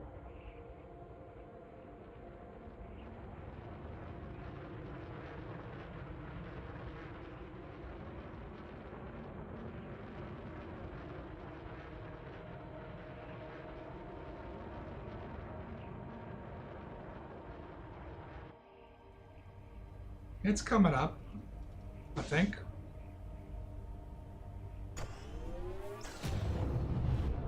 Why can't I pitch up? What is happening? What's up with my controls?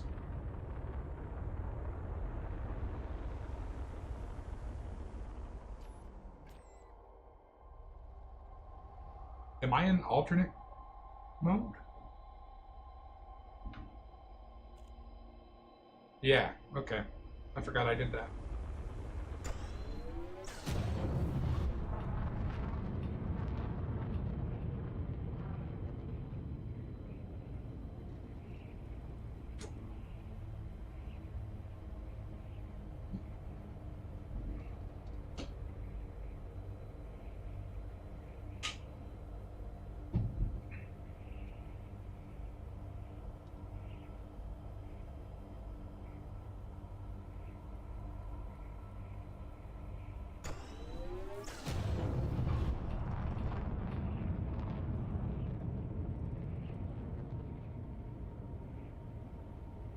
Yeah, it's too far away to really give a good atmospheric effect. Still, it's not a bad sunrise.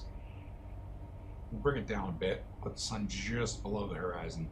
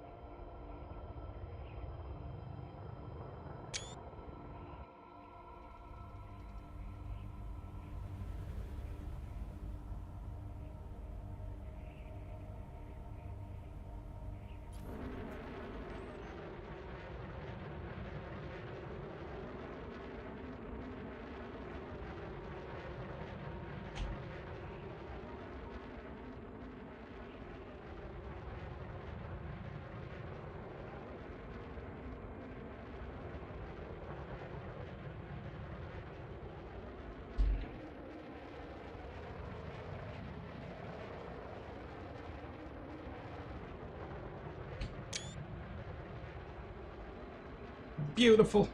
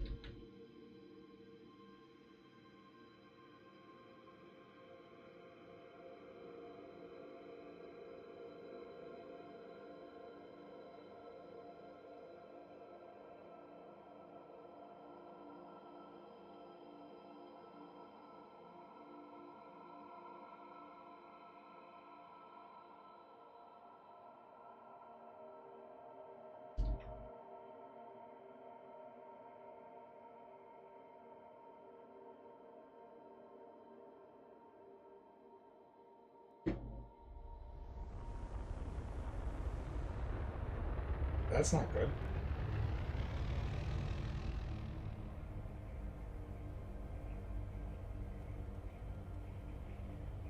Did they think he was taken? Or maybe they got scared at the fireworks show or something?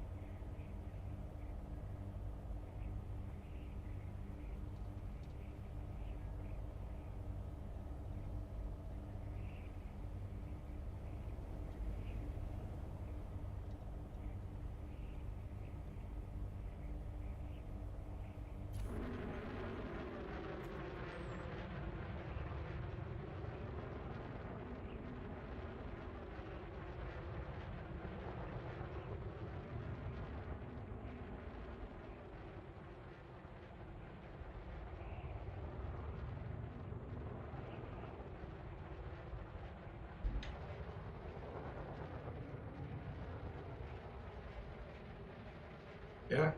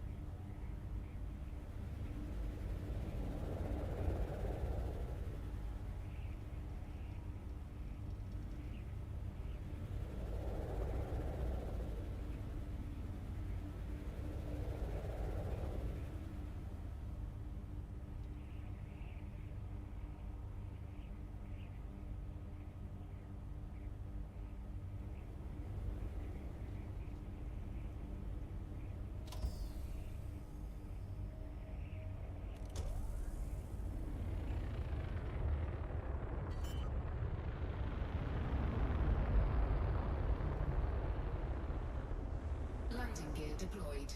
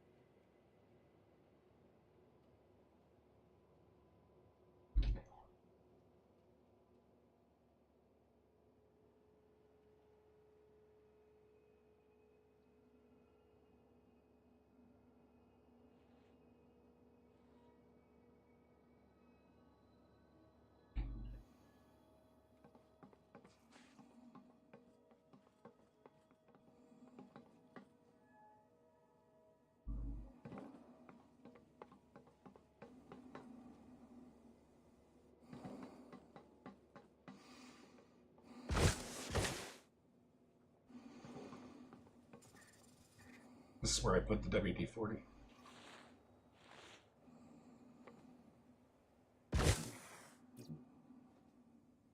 No, no. Ooh. Ow.